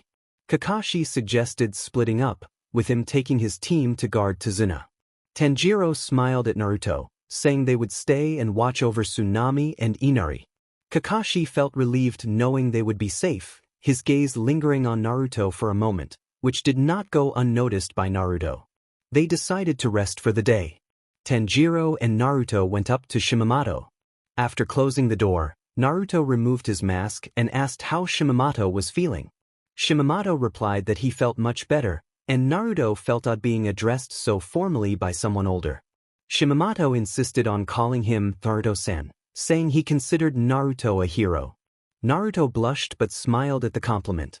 Noticing the seriousness in both boys' expressions, Shimamoto asked what was wrong. Tanjiro explained that they would be attacked the next day, and while Shimamoto wasn't well enough to fight, they wanted him to be aware. Shimamoto looked at his katana and resolved that he would protect the house if anyone tried to enter. Naruto urged him to rest, but Shimamoto shook his head, determined to help as best he could, feeling he owed them that much. Naruto smiled under his mask, admiring Shimamoto's strength and resolve. The next day arrived quickly. As Naruto was getting ready, he heard a steady drumbeat coming from the forest. Grabbing his katana, he charged out the front door, following the sound. He arrived just in time to see a sound wave slam into Tanjiro, sending him crashing into a tree. Drawing his katana, Naruto took a defensive stance against the massive ninja before him, who towered over 6 feet tall with arms nearly the size of Naruto's torso. The ninja had 3 drums, 2 strapped to his shoulders and a larger one around his waist. With dark turquoise hair and striking blue and red eyes, he wore black pants with a red rope around his waist, exuding confidence as he introduced himself as Kyogai, expressing his enjoyment in defeating the core men brats. Naruto couldn't help but smile, determined to stand his ground. He ducked as water shot out in a sharp whirlpool, but Kyogai quickly countered the attack by striking his drum. Naruto moved swiftly to the right, but Kyogai turned and struck the left drum, sending shockwaves that knocked Naruto into the air. After hitting the ground, Naruto looked up to see Tanjiro trying to get closer while dodging various attacks. Realizing the challenge ahead, Naruto got back up, ready to find an opening to strike. Meanwhile, Sasuke and Konoha worked together against Haku, who was fast and agile, blocking and dodging their attacks. Konoha saw Sasuke get knocked aside and unleashed a fire attack, sending a massive fire missile toward Haku. As the smoke cleared, Haku caught Konoha off guard, jumping out and blocking the incoming Senbon with his kunai. Haku landed, now surrounded by the 2 boys, and Sasuke smirked, taunting him. Haku expressed disappointment, hoping they would surrender. Suddenly, ice mirrors appeared around them, and Konoha and Sasuke jumped back to back, confused about their situation. Haku was in every mirror, looking down at them as Senbon began to rain down. Tanjiro and Naruto attacked from different angles, using their speed to avoid getting hit. Kyogai spun and turned, trying to gain the upper hand while small cuts began to cover his body, but he managed to evade most of the blows.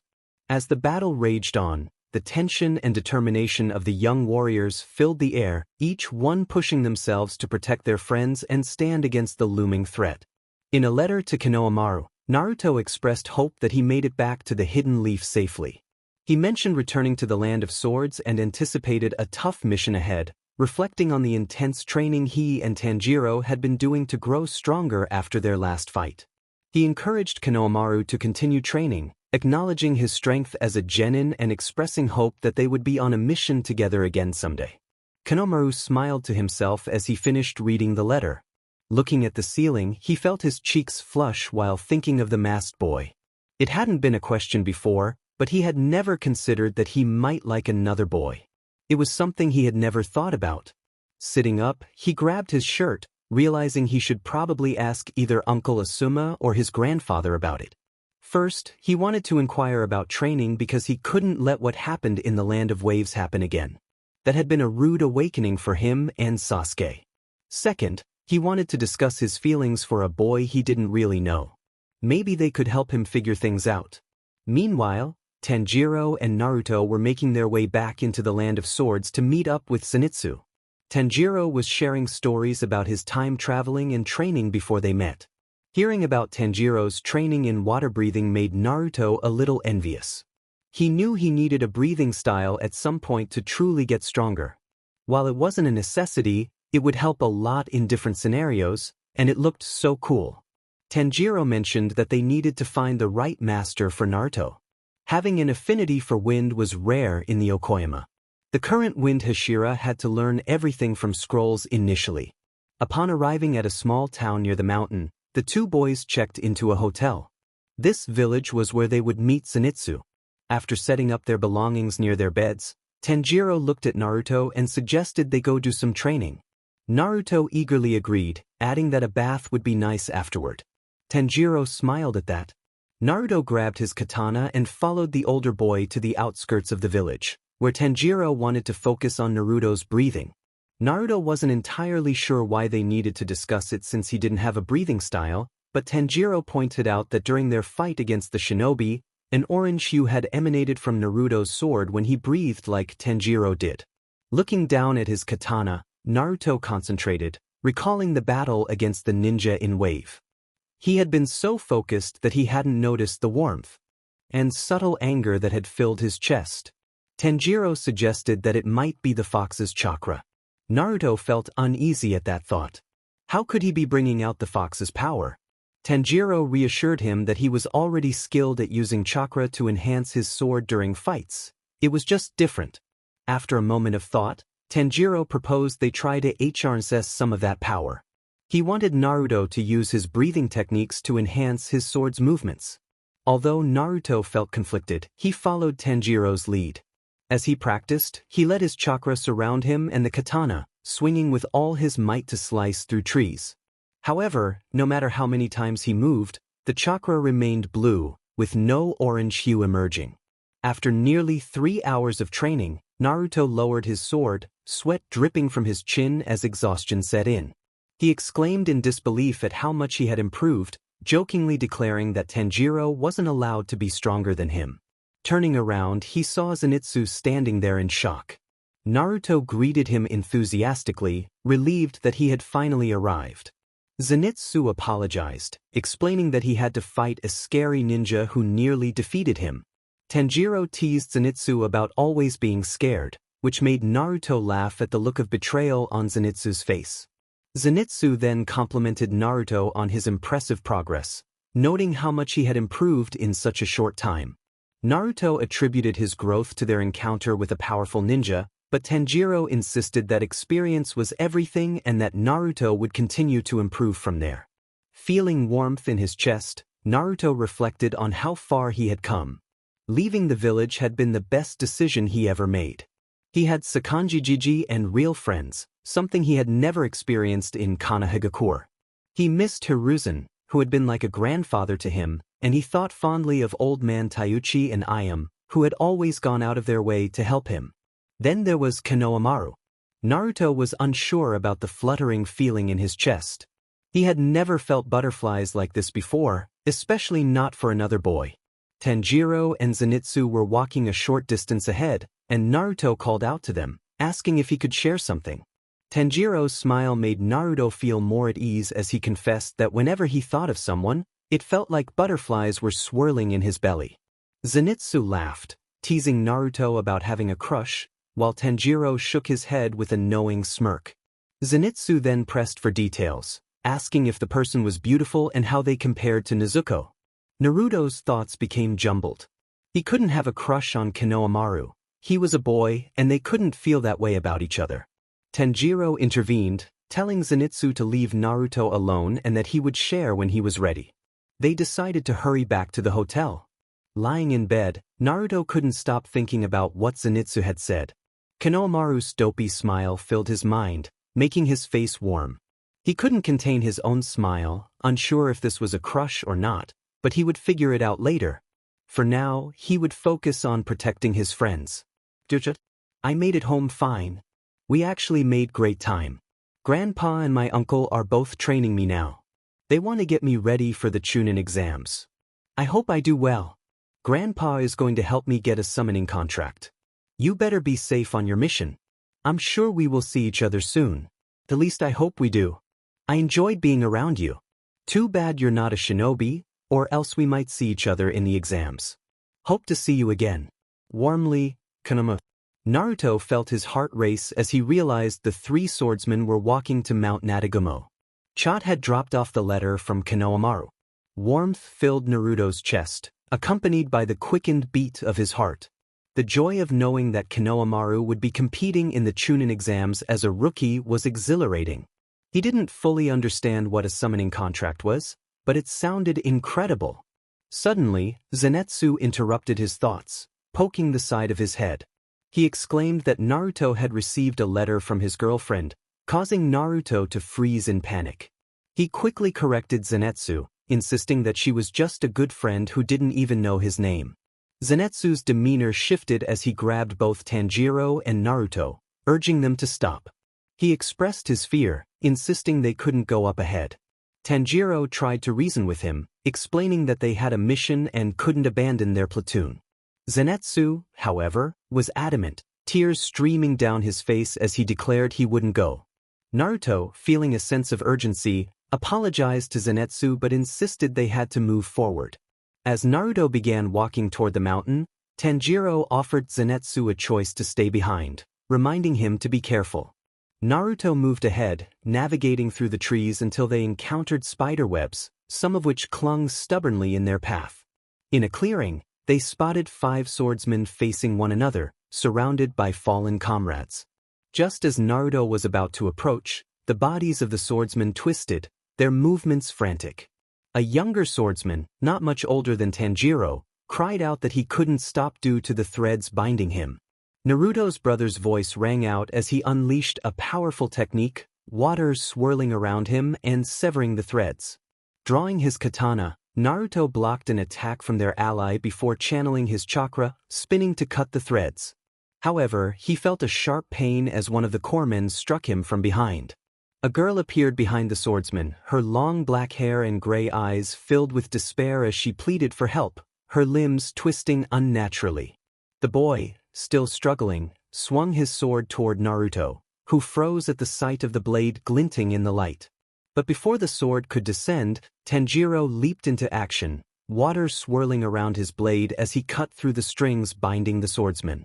Naruto caught the off-balance boy, who introduced himself as Maryuta, while Tanjiro held the girl, whose breathing was growing shallow. Maryuta, with his short light brown hair and basic uniform, struggled to hold back tears as he looked at his fallen comrades. Realizing the urgency of their situation, Naruto urged Maryuta to either join them or return to the base of the mountain, where a friend awaited. Maryuta chose to help, and without hesitation, the 3 boys charged forward, using their chakra-enhanced swords to slice through any threads in their path. They soon encountered a dozen more corpsmen, but Maryuta stepped in front of them, insisting he would hold them off. Tanjiro, though uncertain, encouraged Maryuta to go, promising they would meet again. He then grabbed Naruto's arm, and they dashed into another grove of trees, hearing the sounds of battle behind them. Naruto hoped for Maruta's safety. Meanwhile, Zenitsu clenched his fists in frustration and fear, wishing he could join his friends. He admired Tanjiro's bravery and felt a surge of determination to become strong like them. Resolving not to remain a coward, he pressed on, despite feeling lost. As he entered a meadow with a peculiar birdhouse at its center, a voice echoed from above, warning him that he shouldn't have come. A boy with short white hair and red tattoos on his face revealed that it was too late for Zenitsu, as poison coursed through his veins from spider bites covering his skin. Despite the pain, Zenitsu refused to give up. He charged at the older ninja, who deftly deflected his attacks and leaped to safety. Pain surged through Zenitsu as he fell to one knee, coughing up blood. The shinobi laughed, acknowledging Zenitsu's strength but declaring that he would still perish. Back with Naruto and Tanjiro, Naruto sensed a new presence and turned to see a massive man appear, launching a punch at him. Naruto blocked the attack with his katana but was sent crashing into a tree. Tanjiro was about to intervene, but Naruto urged him to go ahead and save their friends, filled with determination. As Tanjiro nodded and rushed off, Naruto faced the imposing figure, who wore a black mask and had a muscular build. Stepping into a fighting stance, Naruto prepared for the attack. To his surprise, the ninja moved with incredible speed, his massive fist smashing into the ground where Naruto had just stood. Taking a deep breath, Naruto attacked with lightning speed, but his blade merely scratched the shinobi's defined abs. The ninja retaliated, delivering a powerful kick that knocked Naruto back into the trees, but he refused to back down. Debris surrounded him as he stood back up, lifting his sword. His orange haori fell slowly in front of him. He felt a sense of satisfaction, but it was short-lived. With a swift motion, he summoned a small spider into his hands, which he then consumed. The transformation that followed was unsettling as his body reshaped itself, growing taller and sprouting additional arms from his now gray skin. Tanjiro pushed through the trees, closing in on the source of his target. Drawing his black katana, he launched himself from the branches, spinning in midair as he descended upon the kunoichi. She looked up in horror as he struck, severing her head from her body, the threads of her jutsu falling motionlessly to the ground.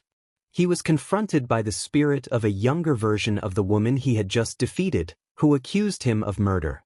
Tanjiro's anger flared as he retorted, questioning how many lives she had taken to fill the ranks of her army. She drew a tanto and attacked, her blade twisting as she danced around him. He dodged and parried her strikes, feeling the sting of several cuts on his body. With determination, he unleashed his technique. Water surged from his blade with each strike, shattering her weapon and leaving wounds across her form. With a powerful spin, he slashed her chest, causing her to stumble back. He demanded her surrender, but he sensed the fear in her eyes was not directed at him. A sudden blow to his chest sent him crashing to the ground. The kunoichi's spirit lamented her failure, expressing sorrow for her brother. In a swift motion, Tanjiro used ninja wire to incapacitate her, declaring he would have to start his family anew. He stood back up, shocked to learn that she had killed her own family. The man before him, draped in white robes with long hair and blood-red eyes, dismissed Tanjiro's understanding of family. Zenitsu struggled to remain standing, the poison coursing through his body threatening to take him down. He recalled thoughts of his friends Tanjiro, Kaneo, and Naruto before summoning his strength. With a fierce resolve, he activated his thunder-breathing technique, unleashing a powerful strike that caught his opponent off guard. As he fell into the grass, he felt the world fading from view. Meanwhile, Naruto moved quickly, dodging the relentless attacks from the powerful foe. He countered with his katana, but the armored skin of his opponent proved difficult to penetrate. Before he could react, he found himself trapped and slammed into the ground repeatedly, the laughter of his enemy echoing through the forest. In a moment of desperation, something within Naruto ignited. Flames seemed to envelop him as he caught the fist of his assailant, refusing to let him harm his friends. With a fierce determination, he slashed down, cutting through the enemy's arm.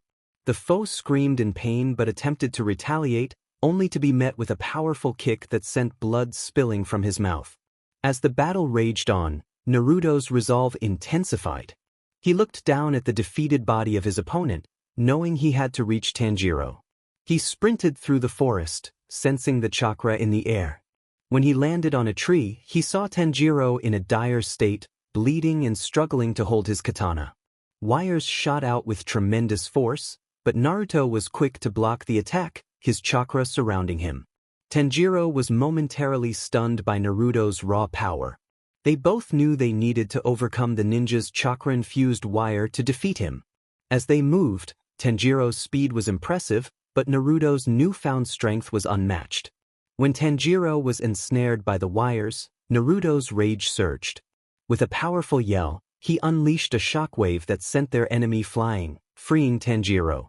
Despite his injuries, Tanjiro pushed forward, but Naruto was faster, protecting him from another attack. As Naruto struggled against the tightening wires, waters suddenly engulfed the battlefield. Ju appeared, striking through the enemy's chest with his katana. The foe gasped in disbelief as he fell, defeated. The wires released Naruto, causing him to collapse to the ground. He could see Tanjiro approaching, but his vision blurred as he succumbed to exhaustion. Later, Tanjiro found himself in a hospital bed, looking at his two friends lying next to him. Their mission had been successful, but the fight had been brutal. They had faced overwhelming odds against the shinobi, marking it as the toughest battle Tanjiro had ever endured. Naruto lay unconscious, covered in bandages from head to toe. His body had nearly been torn apart. The Hashira, Kocho Shinobu, had informed him that it was likely due to the overwhelming amount of Kyubi chakra he had summoned during the fight. Despite his efforts to remain calm, Tanjiro couldn't shake his worry. His brother had been unconscious for 3 days. Although he was healing, he still hadn't awakened. Tanjiro believed in Naruto's strength. He just needed to hold on to the hope that the Jinchuriki would recover. Zenitsu's situation was different. He had been poisoned during his battle with Naruto. Despite using his techniques to fight back, the poison had spread throughout his body. If Konoha-sama hadn't arrived in time, he would have perished on that mountain. Tanjiro looked up to see Ju leaning against the door frame. Ju remarked that it was good to see Tanjiro was all right and that his sister would be pleased. Tanjiro smiled and nodded, though he felt a burning sensation in his eyes as he thought about their mission. Ju stood at the end of the bed, acknowledging that missions sometimes went awry. They had faced high-level shinobi, particularly one skilled in traps and poisons. He reassured Tanjiro that Lord Ubuyashiki would inform them of the true impact they had made. Tanjiro turned his attention back to Naruto, expressing his concern that Naruto had not yet woken up. He noted that Naruto had used an excessive amount of Kyubi chakra, more than he was prepared for. Both swordsmen gazed at Naruto with worry. Tanjiro felt a sense of failure, while Ju wished he had arrived sooner with reinforcements. Meanwhile, Naruto had been wandering through a dark and congested sewer system for hours. The last thing he remembered was Tanjiro shouting something before he found himself in this unsettling place. It felt ominous, as if something evil lurked nearby. Eventually, he stumbled upon a massive cage that exuded menace. A seal adorned the front gate, holding whatever was behind it at bay, sending chills down Naruto's spine. As he approached the gate, 2 enormous eyes opened, staring down at him. The voice that followed was deep and mocking, suggesting that his jailer had finally come to visit. Naruto felt a surge of defiance as he confronted the beast, insisting that it should not speak about his friends. The fox let out a booming laugh, asserting its superiority as the great Kyubi no Kitsune, while belittling Naruto as merely a container for something greater. Naruto, filled with determination, declared that he was now a swordsman and would prove himself. Kurama questioned why Naruto was in the land of swords, prompting Naruto to reflect on his past in Konoha. He admitted that while he loved his village, it felt like a prison where he was treated poorly by most. He then spoke of finding people who cared for him, who wanted to help him grow stronger, even with Kurama inside him. Naruto's fierce blue eyes shone with resolve as he expressed his desire to help everyone he could, no matter what. Kurama acknowledged the history of conflict between the Sword Country and the shinobi world over the tailed beasts, stating that it would observe whether Naruto would prove to be a worthy ally or if it would have to destroy him. Slowly, Naruto regained consciousness, the world coming back into focus. He found himself in a sterile, safe room, a typical hospital setting that provided him comfort. Zenitsu greeted him with a wide smile, and as Naruto sat up, he mirrored his friend's expression of relief. However, confusion soon followed as he asked Zenitsu what had happened, recalling that he thought Zenitsu had stayed behind. Zenitsu explained that he was inspired by Naruto and decided to help, recounting his encounter with a fearsome poison ninja. Naruto felt grateful that Zenitsu was safe, and they both acknowledged how fortunate they were to have survived, thanks to the arrival of two Hashira. Zenitsu shared his admiration for Ju, who had effortlessly defeated their opponent, and they both marveled at the strength of the Hashira, recognizing that the enemy had been formidable. As they discussed their next steps, Konoha entered the room, informing them that they had a meeting. She instructed them to get into their uniforms, as Master Abuyashiki wanted to speak with them. A wave of nervousness washed over Naruto at the thought of meeting the leader of the Slayer Corps.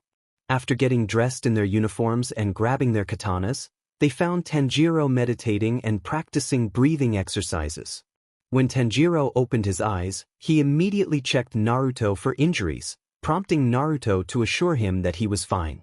Tanjiro hugged Naruto tightly, expressing relief that he was okay, and mentioned that Nezuko would have been furious if anything had happened to him. Naruto chuckled, feeling a sense of warmth from the brotherly bond. As they stepped into a beautiful courtyard, they saw the Hashira gathered around an ornate chair. The entire compound was stunning, blending traditional architecture with noble elegance. Naruto took in the various swordsmen. Ju, the water Hashira, stood on his right alongside a girl with pink to green hair and a muscular build, dressed in a corps uniform and a white haori. On Ju's left was a gold-haired swordsman, slightly older than Ju, with striking gold and red eyes, wearing a white haori adorned with flames. The last Hashira was a small woman with black to purple hair, resembling Konoha. She wore a pink haori that reminded Naruto of a butterfly's wing, confirming her identity as Shinobu-sama. The mission had not gone as planned, and they had faced a tough challenge. Muzan had some exceptionally strong ninjas working for him. However, there was no need to worry. Konohamaru was now training with someone. He was excited to hear that Chot was also training. He believed that Chot would be much stronger by the time they met again, whenever that might be. Sanemi had shared stories about Chot's grandfather and uncle, and Konohamaru was certain that Chot would achieve greatness. Konohamaru couldn't help but blush as he smiled, wishing he knew more about the mysterious Chot, especially since he had never seen his face beneath that mask. His grandfather and uncle teased him about the blonde masked boy, but they both supported him, especially Uncle Asuma. Asuma had made a serious promise, stating that if anyone harmed Konohamaru, he would take drastic measures. Konohamaru greeted his uncle with enthusiasm, ready for training. They began with his trench knife before moving on to the staff. Konohamaru was eager to learn kenjutsu, inspired by Chot's skills. He felt it would enhance his own style. As he practiced, he focused on blocking his uncle's various attacks, noticing he was getting faster and more adept at countering. Asuma, however, was holding back, not using his full wind release technique. After several hours, Asuma paused, indicating it was time for the next part of training. He tossed a staff to Konohamaru and picked up a weapon of his own. Seeing the annoyance on Konohamaru's face, Asuma explained that his father had something special planned for him, but first, he needed to master the staff. With determination in his eyes, Konohamaru was ready to continue. Meanwhile, back in Okoyama, Naruto was undergoing intense training. Sanemi was pushing him to his limits, focusing on total concentration, a technique developed by the swordsmen of Sword Country. This technique allowed for maximized chakra flow, temporarily increasing speed and strength. The Hashira had mastered a version that allowed them to maintain this enhancement indefinitely. As Naruto dodged an attack from his mentor, he left himself open and was struck, sending him flying across the training ground. Sanemi reprimanded him for not maintaining his breathing technique, emphasizing the importance of confidence in his abilities. Despite the pain, Naruto was determined to improve. He was reminded of the intensity of his training and how it felt like his lungs were on fire. Sanemi instructed him to return to the basics, and Naruto watched as his teacher walked away, feeling a mix of relief and exhaustion. Jiraiya's voice startled him as he commented on Sanemi's tough teaching style. He explained that the breathing techniques were essential for enhancing power. Jiraiya suggested they meditate together, guiding Naruto through breathing exercises to clear his mind and let his body take control. Though skeptical, Naruto followed along, pushing through the discomfort. He remained focused, shutting out distractions, and eventually, the technique became second nature to him. After weeks of practice, he could maintain this breathing even in his sleep. The next time he sparred with Sanemi, he was ready. Tanjiro watched as Naruto engaged in a fierce training session, their Bakens moving at incredible speeds.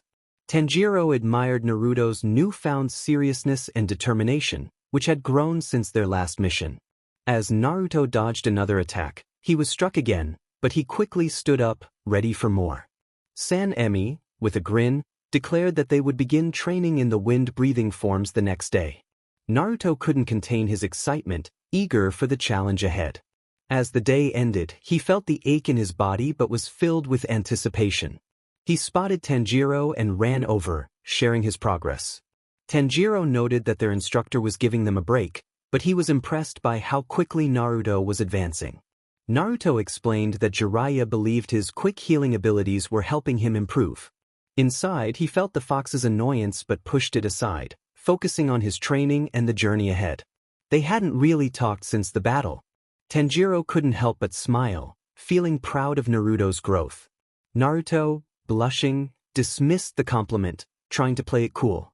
The conversation shifted as Tanjiro asked about Konohamaru, and Naruto's expression brightened at the mention of his friend.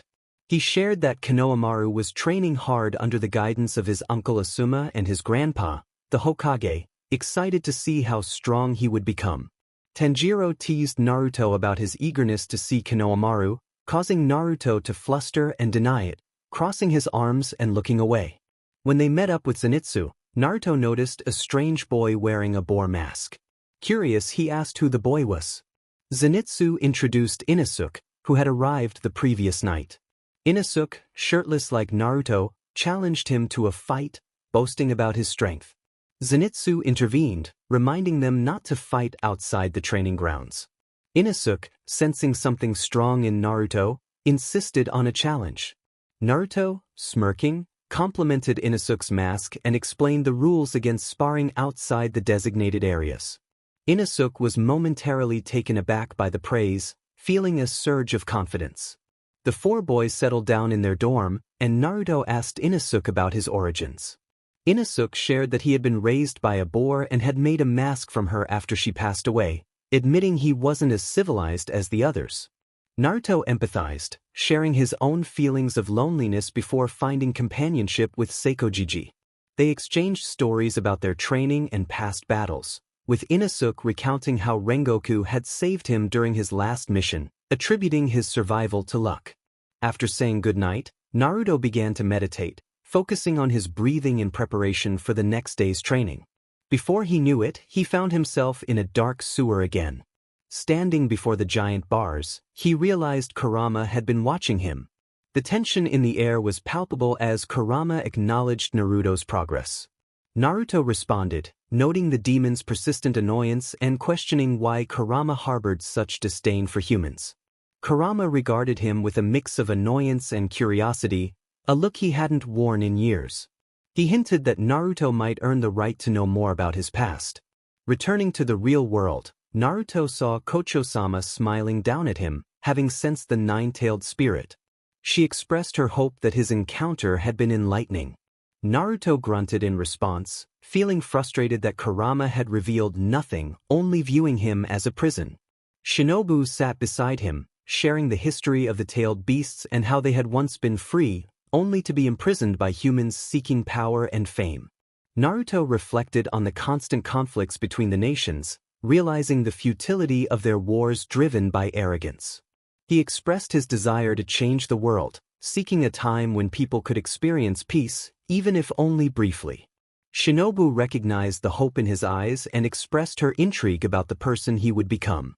Meanwhile, Konohamaru read a letter from Chat with a grin, feeling comforted by her support as he prepared for the next part of the Chunin exams. Sakura observed him, teasingly asking if it was another letter from the Slayer boy. Konohamaru blushed and looked away, trying to hide his feelings. Sakura suggested he should focus on girls instead of someone from another village, but Konohamaru retorted, frustrated by her lack of self-defense skills. As they arrived at the exam site, Anko-san, a figure Konohamaru both knew and feared, greeted them with enthusiasm, explaining the mission. They needed to obtain a scroll opposite the one they had, and they couldn't open them until they reached the tower in the center of the forest. Once they set off, Konohamaru consulted Sasuke about their strategy, who advised caution before attacking. Suddenly, Konohamaru performed a summoning jutsu, calling forth a group of monkeys to help locate a scroll with a specific seal. Sasuke raised an eyebrow, surprised by Konohamaru's newfound ability, while Sakura expressed her disbelief. Konohamaru explained that he had recently acquired the summoning technique but could only summon the Monkey Prince Daima in desperate situations. Later, Naruto was summoned by the master for a meeting with Sanami. The master welcomed him warmly and informed him that the Hokage had sent a letter inviting Naruto to watch the Chunin exams finals, mentioning that a boy there wanted to see him again. A smile spread across Naruto's face at the thought, while Sanami rolled his eyes and Jiraiya chuckled, reminding Naruto that he would be going by Chat once more. Sanami and Ju would accompany him. Kaguya dismissed the concern, insisting that having two Hashira with him would reduce the likelihood of trouble. Naruto expressed his eagerness to see Konohamaru again, despite their village's rivalry.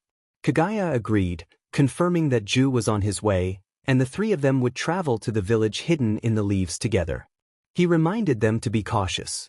In the midst of a battle, Konohamaru narrowly avoided an attack from a grass ninja, urging Sasuke to focus. Sasuke glanced back at his teammate, noticing Konohamaru's determination despite his trembling body. Drawing a kunai, Konohamaru inflicted a quick cut on his leg, jolting him into action. They moved as one, engaging their opponent. The girl they faced laughed, effortlessly dodging and blocking their attacks.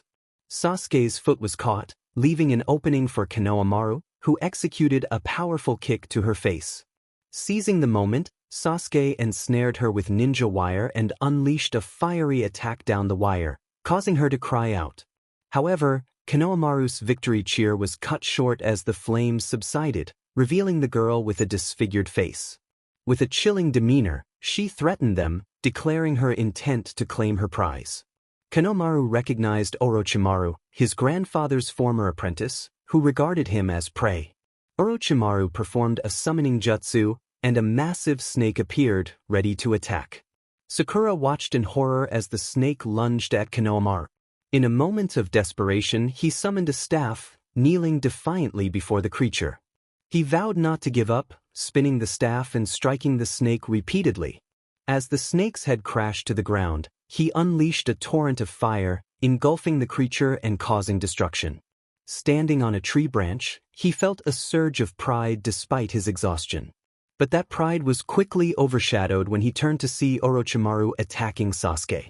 Ignoring his own pain, Konohamaru extended his staff, striking Orochimaru and sending him crashing through the trees.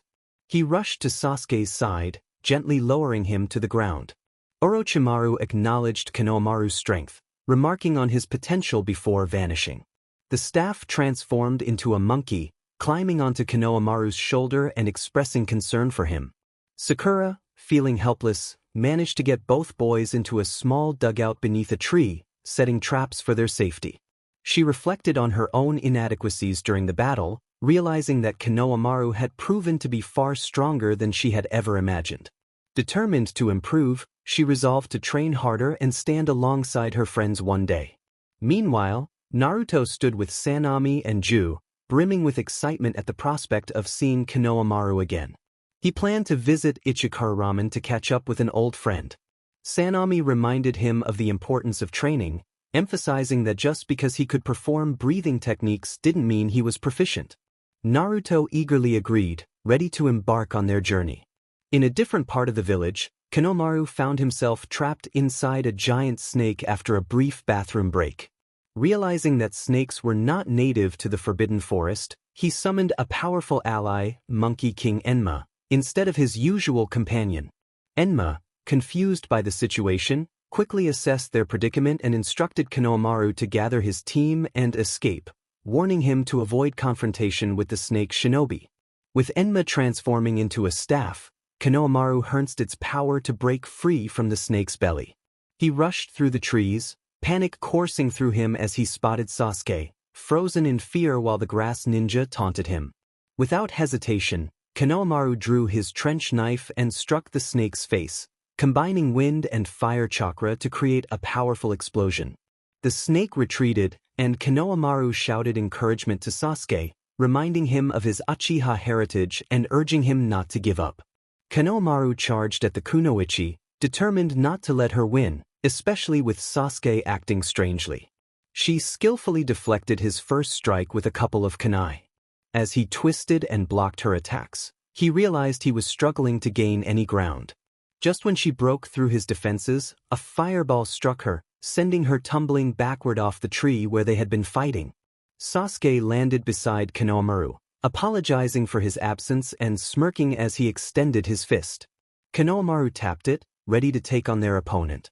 He quickly summoned Daima, the small monkey perched on his shoulder, who transformed into a staff. Although smaller than his father's, it was a suitable size for Konohamaru. Daima exclaimed with excitement, noting how much fun it was to see Konohamaru take after him. With the staff in hand, Konohamaru launched an offensive, using it to keep the kunoichi at a distance while he focused on landing hits. Sasuke darted in and out of the fray, utilizing his speed and Sharingan for quick strikes. However, when Konohamaru brought the staff down toward her head, he froze as she caught it effortlessly with one hand, expressing her boredom before delivering a powerful kick that sent him crashing into a tree. As he struggled to push himself off the ground, he felt an intense heat and, through blurry vision, saw the kunoichi's face morph into that of his grandfather's apprentice, who laughed before vanishing. Sasuke's screams echoed in the distance. Determined, Konohamaru pushed himself up and navigated through the trees, spotting Sakura cradling an unconscious Sasuke. He approached cautiously, but Sakura's terrified expression made him stop. She pointed, and he felt a kunai press against his neck, sending a shiver down his spine.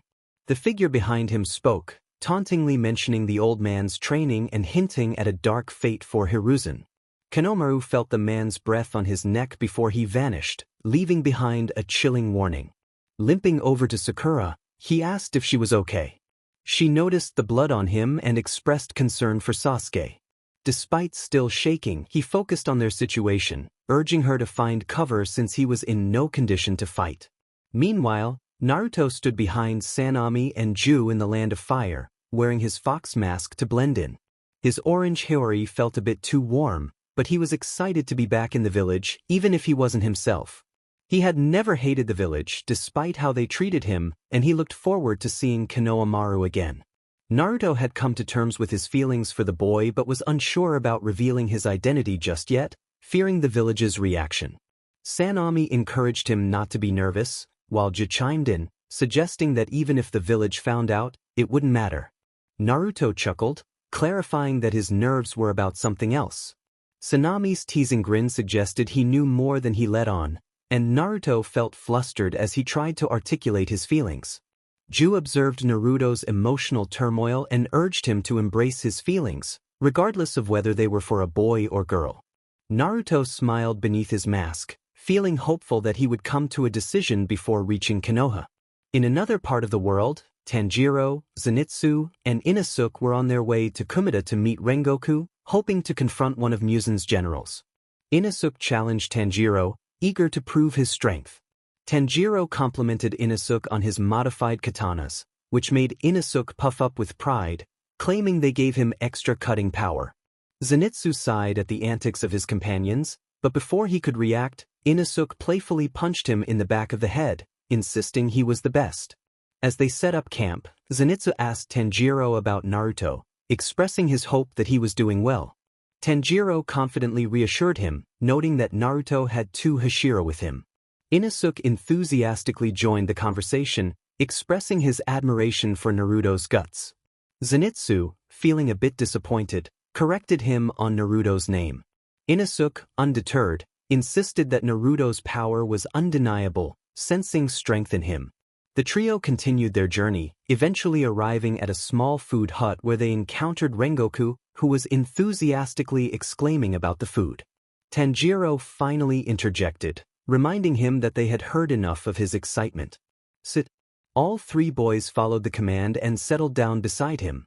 With a grin, he informed them about their mission. There was a facility in the village, a training station for Muzan and his associates. It was rumored that they were bringing kidnapped children to this place. Their task was to infiltrate the facility, defeat the shinobi guards, and rescue the children. Tanjiro felt a surge of determination. They needed to stop these monsters. Inosuke, usually brimming with energy, echoed the sentiment, ready for action. As they approached Konoha, Naruto gazed at the gates while the three members of the Okoyama Corpsman made their way forward.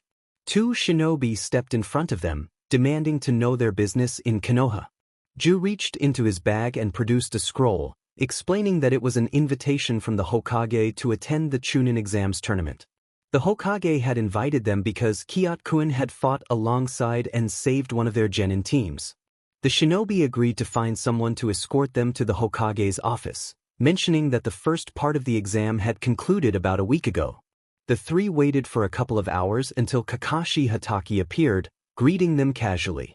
Chot teased him about his tardiness, and Kakashi responded with a sigh, reminding him of his proper name. As they entered the village, Sanami looked around in astonishment at the bustling civilians. It was unusual to see so many people in one place, and Ju noted that while other villages had civilians, it was rare to see this many. Kakashi confirmed that they were indeed a strange village, and as they walked, Naruto was overwhelmed by nostalgia. The familiar scents and sounds filled the air, but this time there was no hostility directed at him. Instead, he felt a sense of peace he had never known, which quickly turned to sorrow as he imagined what it would have been like to grow up in a village like this, free from the pain he had endured. Before long, Naruto found himself standing in front of the Hokage Tower, nerves creeping in as he anticipated the encounter. Kakashi knocked on the door, and Hiruzen's voice made Naruto freeze. When the door opened, they were greeted by three clan heads, with Hayashi Hyuga expressing disdain at the presence of shinobi slayers. Sanami smirked, confident in their abilities, while Ju politely interrupted, acknowledging his comrade's lack of civility. Hiruzen stepped forward, recognizing Chot and expressing gratitude for his assistance with Team 7's A-ranked mission. Naruto bowed respectfully, maintaining eye contact as he thanked the Hokage, who struggled to hide his smile. Shikaku Nara scrutinized Naruto, noting his age and skill level.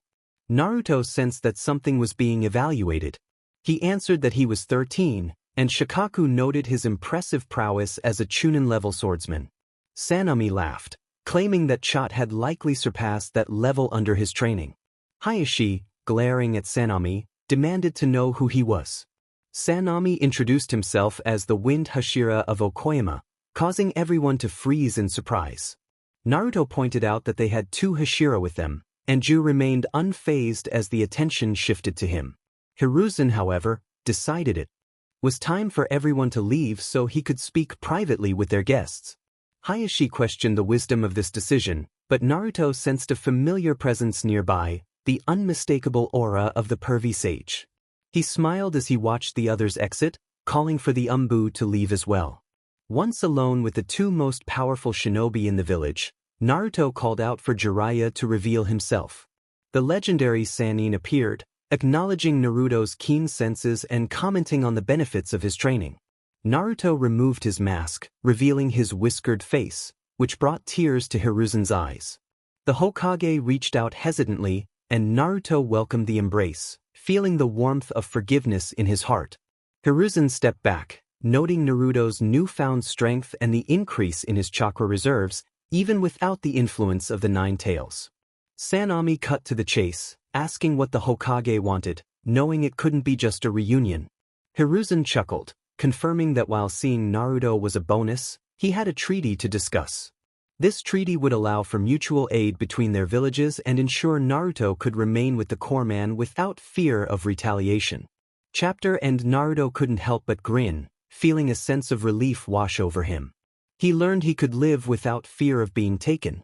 Hiruzen chuckled and confirmed, mentioning that he didn't think his grandson would appreciate it if the boy he had a crush on was excluded from society. The room erupted in laughter at Naruto's surprised reaction, and Hiruzen smiled, expressing his curiosity about Naruto's sword skills.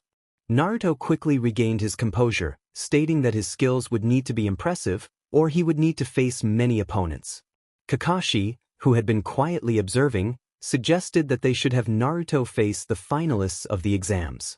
Hiruzen considered this and agreed that if Naruto was as strong as he claimed, it would be a good match for everyone involved. Kakashi then approached Naruto, asking if he liked Ichikaru ramen. Naruto nodded, feeling a bit of unease as he sensed Kakashi's distress. Kakashi proposed they meet for dinner the following day, and Naruto agreed. As Kakashi ruffled his hair and left the room, Hiruzen exhaled a cloud of smoke, noting that Kakashi carried a lot of guilt and would likely explain everything to Naruto soon. Hiruzen observed the contemplation on Naruto's face and suggested he go rest, mentioning that they had arranged accommodations for him. As Naruto turned to leave, he put on his mask and headed for the door, remembering Hiruzen's words about Konohamaru being at the Sarutobi training ground with his uncle. As he approached the training area, a wave of nervous energy washed over him. The thought of Konohamaru having a crush on him made him anxious. He stood at the edge of the training ground, watching Konohamaru spar with Asuma, who was mostly stationary while Konohamaru moved agilely, dodging and attacking with his trench knife. Asuma praised Konohamaru for his newfound mobility, and the young boy beamed with pride. Asuma then noticed Naruto and invited him to join them. Naruto smirked under his mask, explaining that he didn't want to interrupt their intense training session. Konohamaru's face lit up with excitement upon seeing Naruto, and he exclaimed in joy, overwhelmed by Naruto's presence. Asuma playfully reminded Konohamaru to breathe and then turned his attention to Naruto, commenting on his height and expressing interest in sparring with him in the future. After Asuma left, Naruto greeted Konohamaru, who quickly wrapped his arms around Naruto's neck in a hug. Naruto, feeling a mix of nervousness and warmth, hugged him back. Konohamaru stepped back, his face flushed with embarrassment as he apologized for his excitement. He eagerly asked how long Naruto would be staying. Naruto giggled and informed him that he was there for the final exam, which thrilled Konohamaru. Konohamaru excitedly shared that he would be fighting a Hyuga and revealed some of his techniques, including the multi-shadow clone jutsu, along with his elemental releases and summons. Naruto was impressed, acknowledging the variety of tricks Konohamaru had up his sleeve. Konohamaru expressed his determination to figure out how to combat his opponent's speed. Naruto suggested they test out his speed, and without hesitation he removed his sword and jacket. Konohamaru agreed to a spar, deciding to keep it simple without using jutsu. Both boys took their stances, and when they were ready, Konohamaru launched himself at Naruto. He attempted a flip kick, but Naruto caught his leg and skillfully tossed him aside. As Konohamaru spun around, Naruto landed a precise elbow strike to his arm, causing him to lose balance. Before Konohamaru could recover, Naruto unleashed a flurry of quick punches to his chest. Konohamaru struggled to counter, finding it difficult to keep up with Naruto's speed. If this was what it felt like to fight someone like Neji, he realized he had a tough challenge ahead. Naruto grappled with Konohamaru's arm and tossed him over. As he hit the ground, he looked up to see the blue eyes behind the mask. He wasn't sure if it was hard to breathe from the impact or from the beauty behind the mask. Naruto quickly picked up the Sarutobi and asked if he was alright. Konohamaru couldn't help but blush at the random nickname. Catching his breath, Konohamaru replied that he was fine and thanked Naruto. Naruto offered to help with Konohamaru's training, suggesting he could improve his speed. He panicked at the look Konohamaru gave him, quickly adding that if his uncle was okay with it, he could be there too. Konohamaru smiled softly and expressed his enthusiasm, thanking Naruto for the offer. Naruto tensed, sensing Konohamaru's curiosity. Before either boy could say anything further, Ju walked into the clearing and encouraged them to proceed, noting that there was no one around and that if Kagaya-san agreed he would find out anyway. Feeling a sudden wave of fear, Naruto worried about what would happen if Konohamaru discovered his true identity and decided to hate him. Konohamaru looked between the two, confused, and finally made eye contact with Naruto, calling him Kyotkun. Clenching his fists, Naruto avoided Konohamaru's gaze and said he had something important to share. Taking a deep breath, he revealed that he had grown up alone, that nobody liked him, and that everyone thought he was a monster. He explained how he ran away from home and found people who helped him become strong, admitting that his name wasn't Chot. Konohamaru froze, a look of betrayal crossing his face. As he removed his mask, recognition dawned on him, and he stammered out Naruto's name.